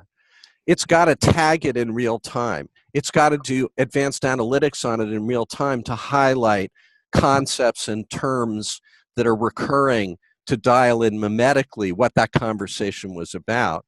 But the platform needs to know enough about me, as distinct from Anna, as distinct from Tammy, as distinct from you, to know what kind of signal I want to receive. So 3 months later, to use your example, when I'm in a conversation with John and the mimetic triggers are going off and I get a signal that pops up and goes, you know, you had those three concepts with so-and-so, such and such on such and such a day 3 months ago. Would you like to be able to like access that, pull that up, share that link or whatever?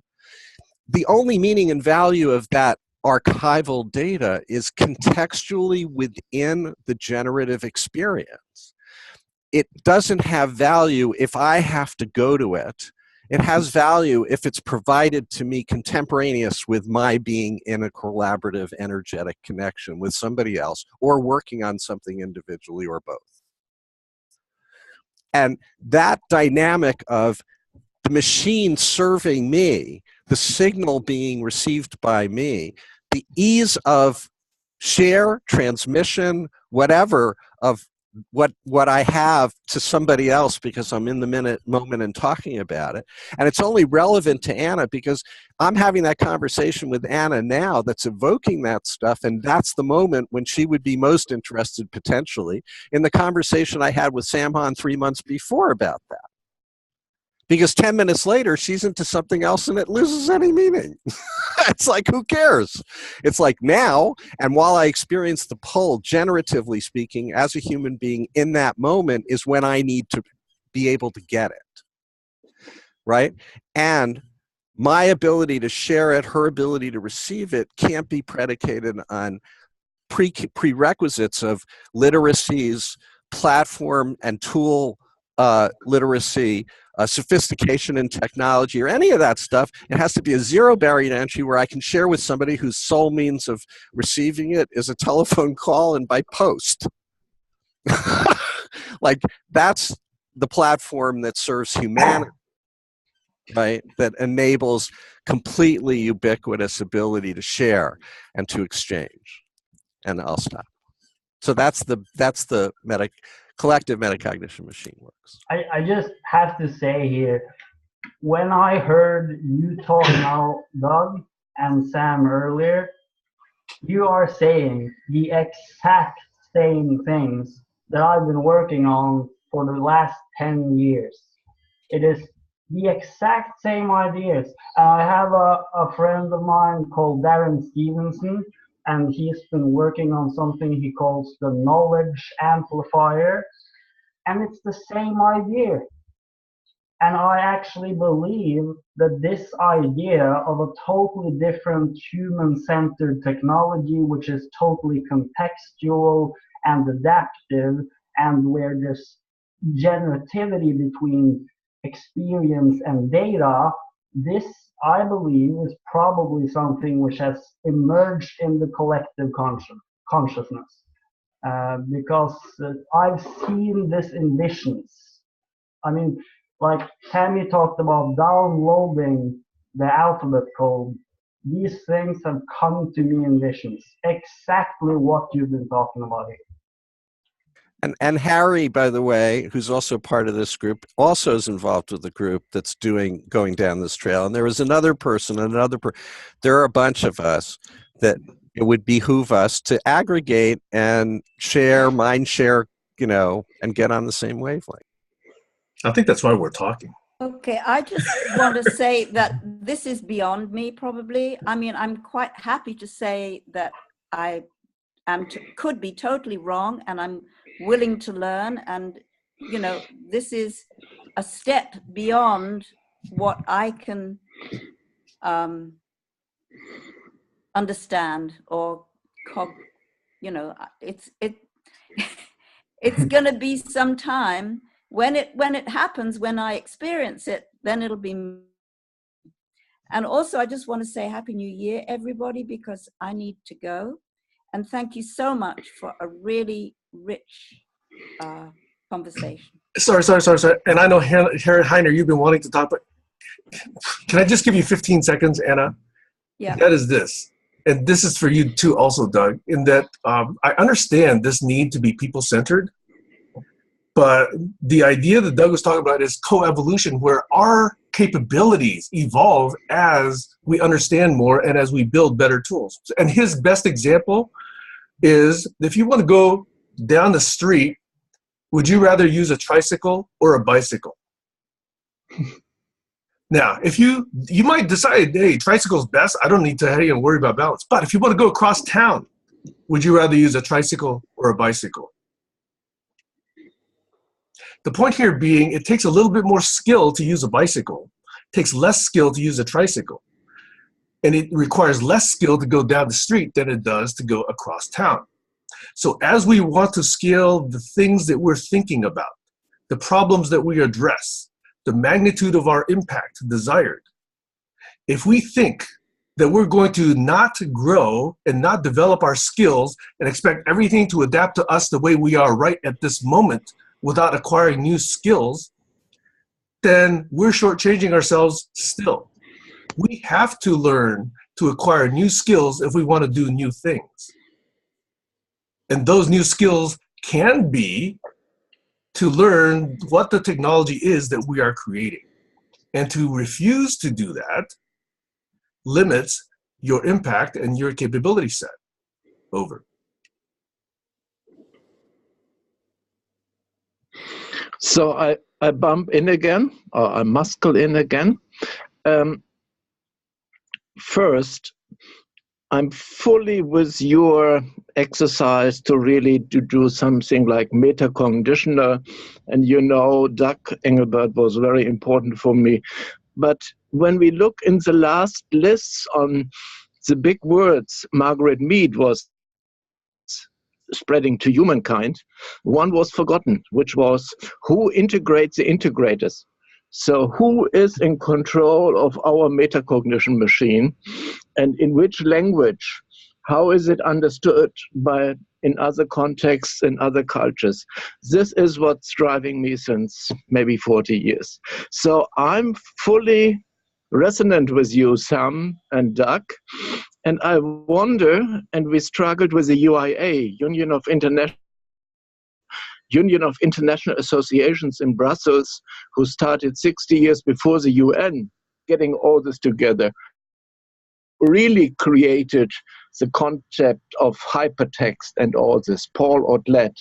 So we really have done this encyclopedias of word problem and human potential, actions, options, strategies, so we can hook into in a wiki format and then add and make it available.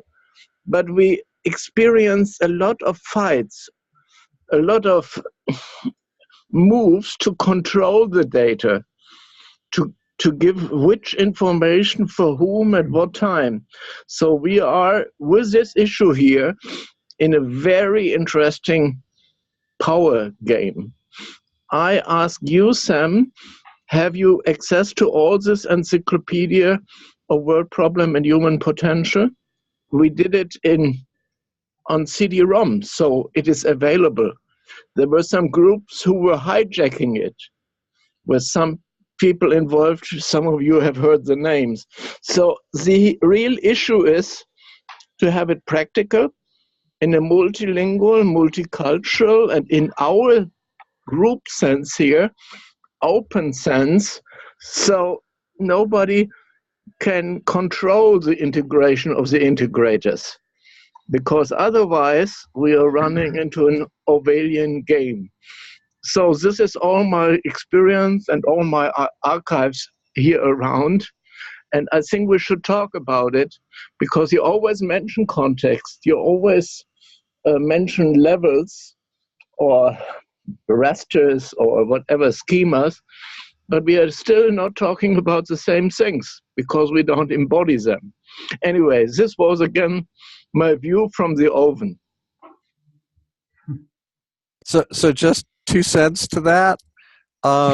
Tammy's piece of the puzzle that she brought to this party around Holo, which is the first foundational step of the meme and concept of distributed processing. Companion piece with that is distributed storage and distributed applications. So in order to build something that actually answers that problem, you do not create any kind of centralized authority, any center of gravity in terms of aggregation of data, aggregation of analytic tools, or any of that. Everything is open source, everything is distributed, and everything is designed with a holochain level security in terms of the integrity of the exchange of information and data and the capture of data. But it's an objective integrity of, it is not a human being mediated exercise of power, control, judgment, or discretion over the technology. It's designing the technology so that it just does on a mechanical level what it has to do. And it's not that Rushkoff thing about program or be programmed, because the level of programming stays basic enough that it's not subject to manipulation, that analytics are basic enough, that correlation and pattern recognition are basic enough, that it's not an interpretive judgment by a programmer in terms of skewing that. It is what it is. And it's operating on a memetically fact-based foundational level. And frankly, that's enough and sufficient for a platform to dial in and provide to a user exactly what that user might find valuable in that moment, should they choose to pop it open or share it or access it. But I think that's the answer to that, that the minute you allow any moving part of this thing to not be distributed, you're back in the industrial ghetto and you're dead.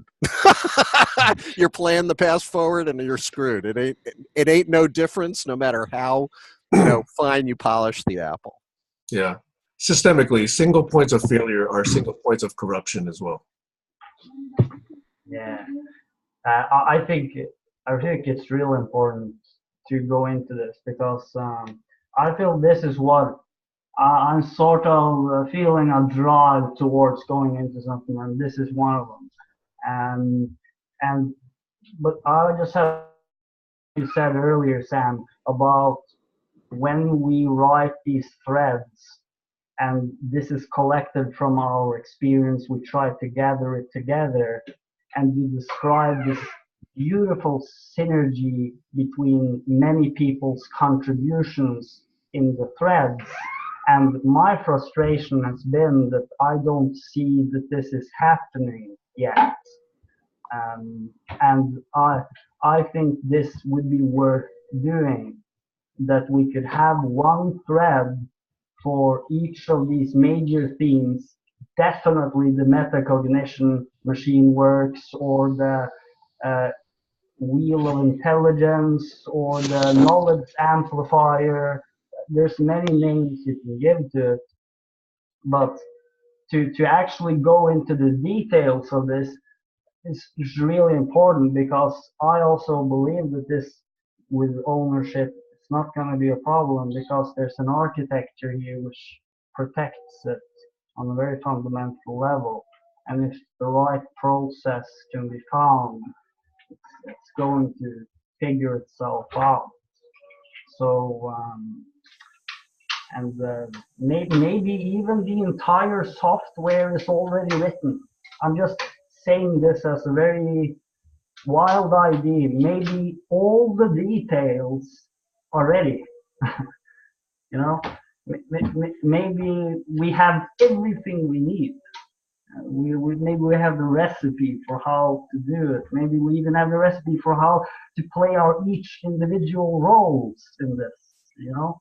So I really believe this is worth looking into seriously, and both with conversations and a real in-depth thread where we can write it down. And I would also like, for example, to get suggestions for other ways of formulating things, because I formulate things in my way and it makes sense to me, but I don't know how others perceive it.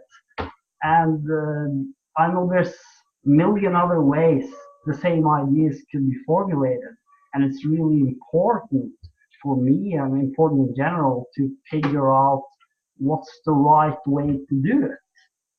And that's one of the many things that we could do in videos, but also in writing, if we can use the comment threads to their full potential. And we haven't even begun doing that so far. So that's just a few things.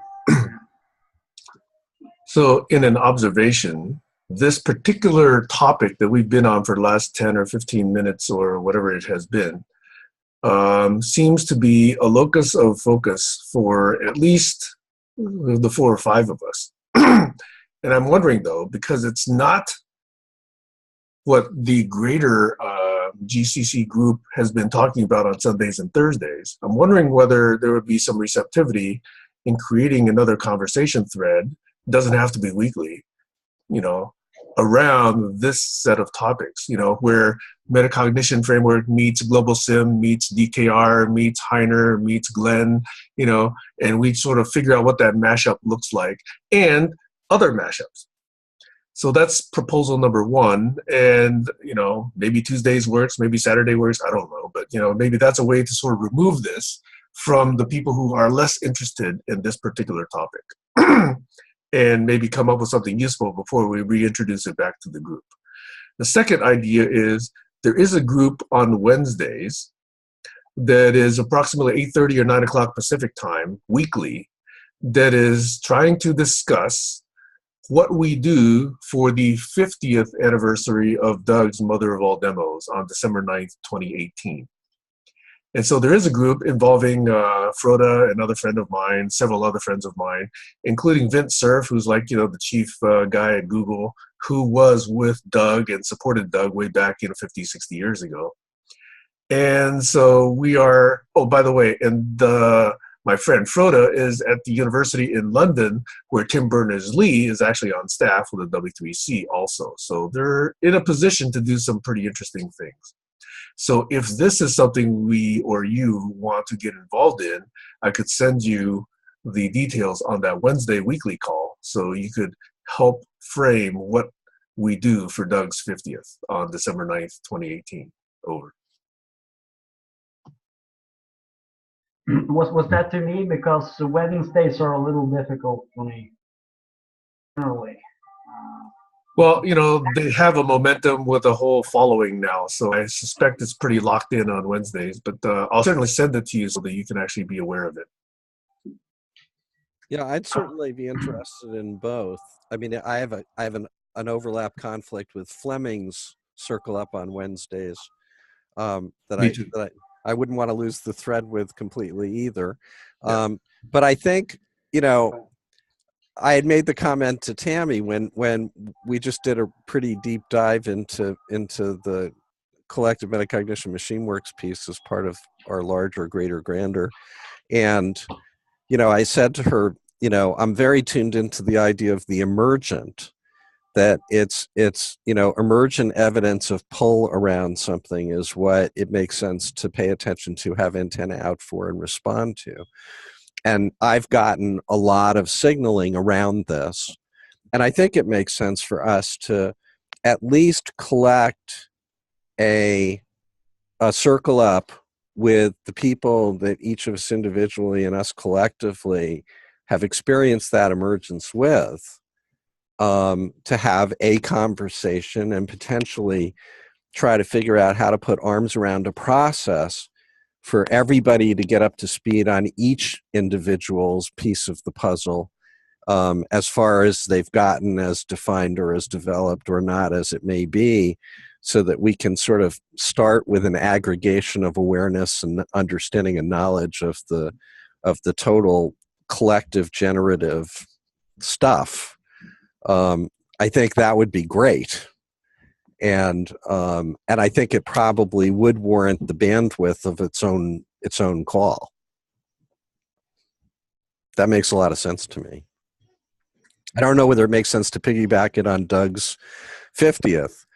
And there's some pretty serious horsepower there with agendas that may or may not, you know, swamp the process that we're successfully birthing.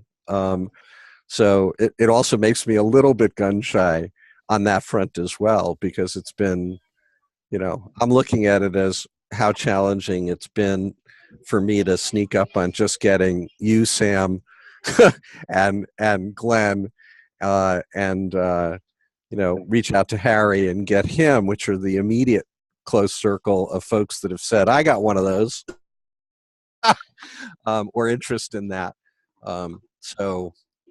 Well, shall we be audacious and just call a meeting for, let's say, Tuesday, and say that works? You mean this Tuesday? Does that work? Something around this time, you know, like 8 o'clock in the morning Pacific time. That seems to be okay for Mondays and Thursdays. Hang on one second. Let me just check.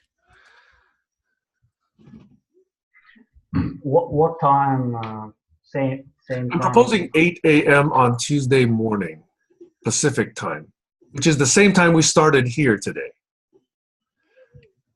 For me, on Tuesday, that works. Yeah, this Tuesday. Yeah. So it's Tuesday the 2nd, right? Yes. And 8, 9, 10, 11, my time, that works for me. Tammy, would you like to witness this? You can win. How about I participate? How about you participate? You can come in and, you know, separate the fracas. Tell me that's a winner. So Tuesday at 8, is that what we landed on? Sorry, my nephew. That's a proposal. It's a proposal. Yeah. Tuesday at 8 a.m. Pacific. Yeah. We'll see whether Heiner's okay with that. Heiner, can you hear us? Are you at the stove? He's in the oven. So should we just call this like the platform to keep it agnostic for all of the various names that each of us has for our pet pieces of the elephant? I'd even say the platform is probably too specific. Yeah. Can we maybe frame it more in terms of use cases for interoperability to kind of land on our proposal itself here for the Global Challenges collaboration?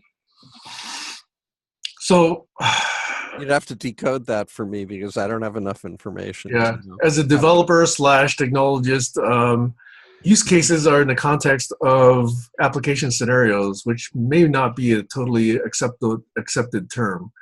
But application scenarios talk about the larger global context in which these use cases live. So I would say application scenarios and use cases to begin with. Sure. By the way, that term was introduced by Jeff Moore back in 1991 or 93 in this book called Crossing the Chasm regarding technology adoption. Well familiar. So what do we want to call this? Why don't we give it another few words so that it's a fully leftist kind of title? The Trumpinator. Okay, I'm back on deck. Just quick question, Heiner. Are you available this very same time on Tuesday? Or 2 hours and 41 minutes before now? Yeah, the same time we started. Well, I'm back on deck. I have a general problem with this time because I think, yes, but this is very early in the morning for Tammy.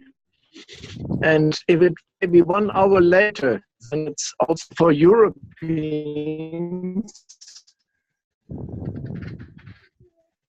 I couldn't quite get that. Before the evening and not in the afternoon when there's normal meetings. So 1 hour later for all the meetings we have. Maybe Sundays, maybe Wednesdays or Tuesdays. Tell me, is 1 hour later for you better? Or what is the time you're getting up?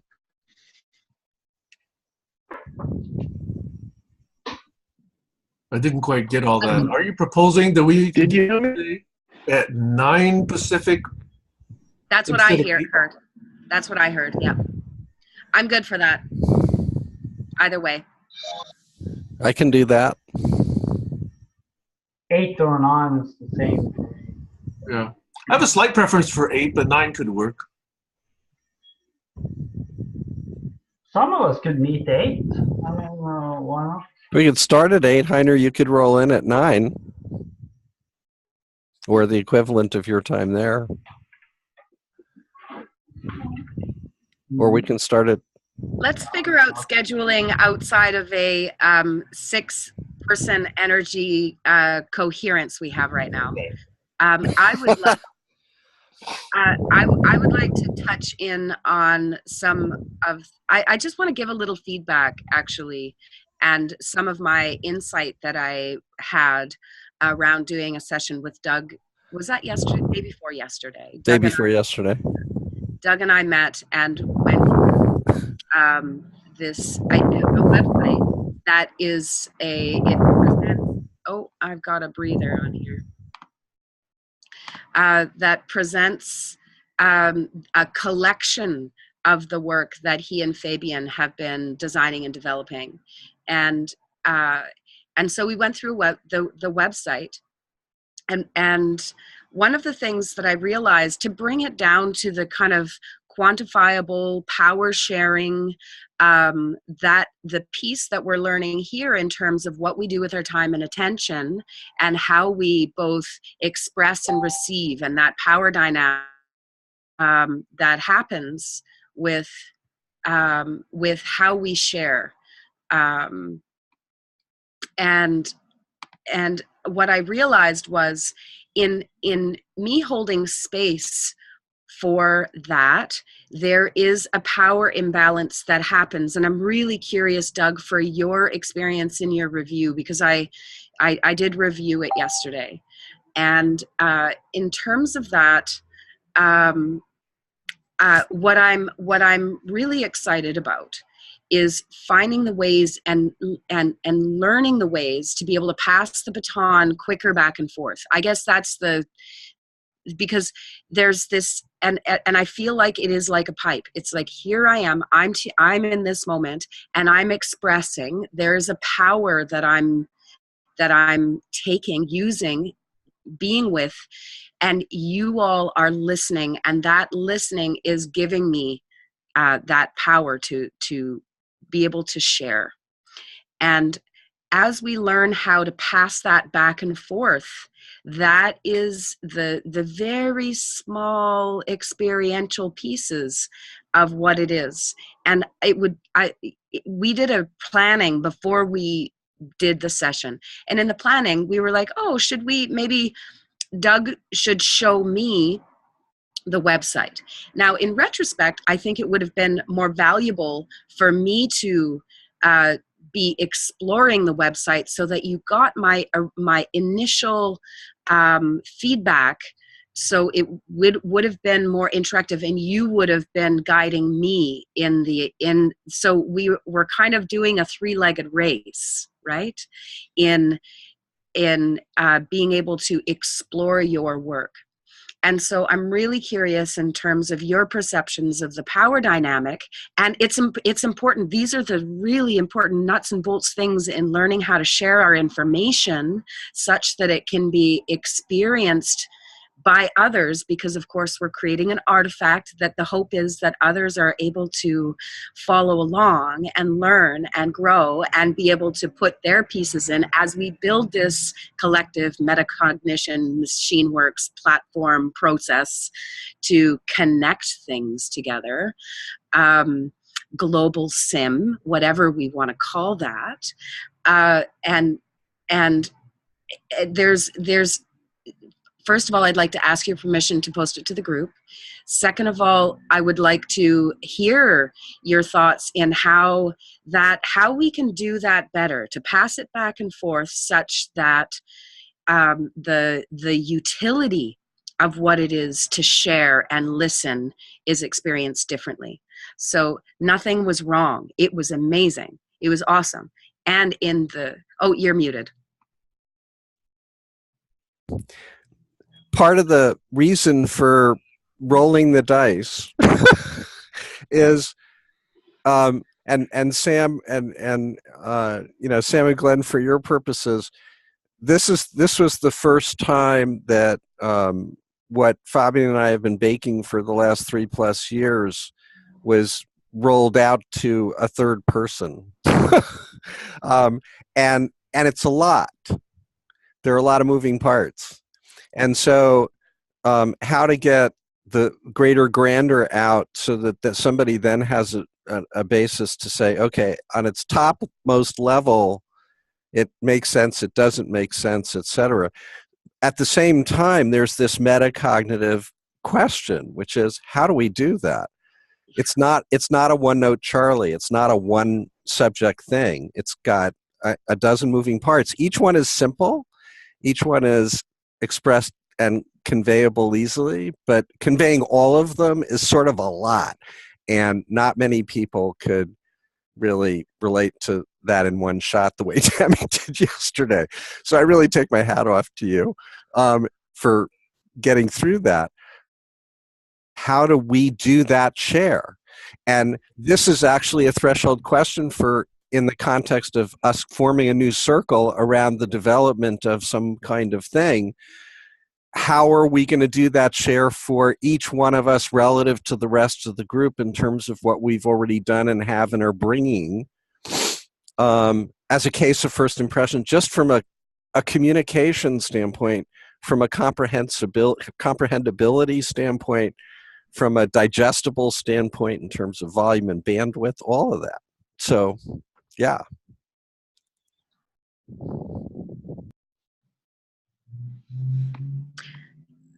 There was some internet glitching. I'm not sure if that was happening on you guys' end.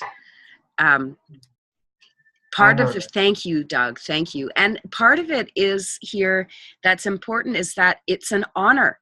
It's an honor to be able to hold space for something that people have been working on for years, decades.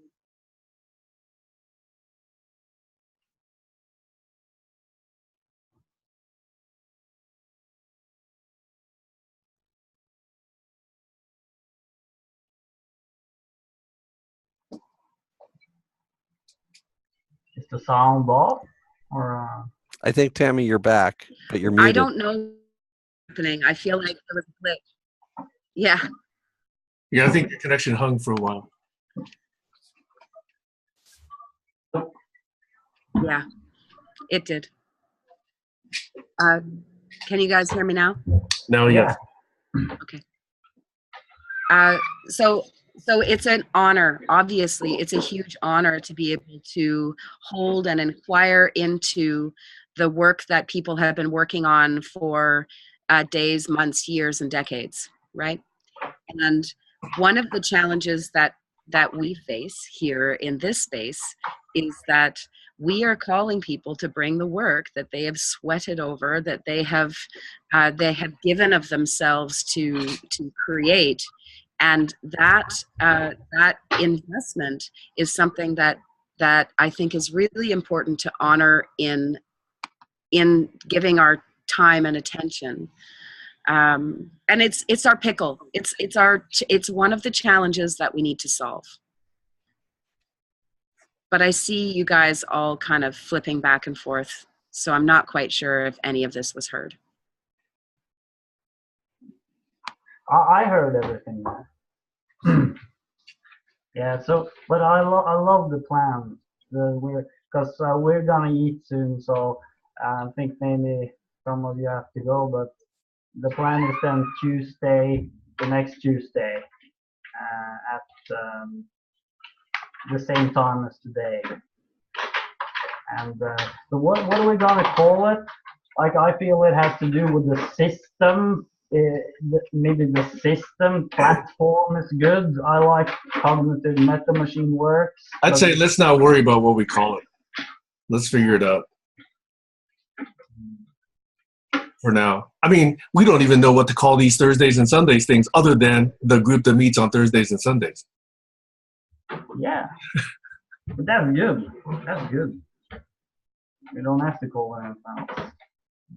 But I think there is a general sense that it's a little bit more focused on something that tries to reveal what each of us has been trying to conceptualize and express for years or decades, or lifetimes in Heiner's case. Yeah, I believe this is very specific, actually. I don't know if that's true. We'll find out. But I believe that maybe we'll find out that it's something very specific, which we've come at from different angles. And well, I think Tammy's idea of talking about use cases and how we actually interact with what we're talking about is a good way to start. And I'm just putting a container around that, calling that the application scenarios, including the use cases. Absolutely. Yeah, really looking forward to going into this because I really think there are amazing possibilities here. Like, if we get all our best ideas together here, it's going to be so amazing. Like, no app in the world will even come close to this. Let's interoperate them all. I suspect Daniel will be someone who might want to attend. Well, you know. Yeah. Yeah. Okay, I have to go get ready for my brunch. Yeah, and Happy New Year. Happy New Year, all. Yeah, I think it's going to be a good one. Sayonara to 2017. And bless it. New year, new possibility. Welcome 2018 and every possibility it brings. Absolutely. Yeah. Bye. Hey, I love you all. Love you all. Back at you. Love you guys.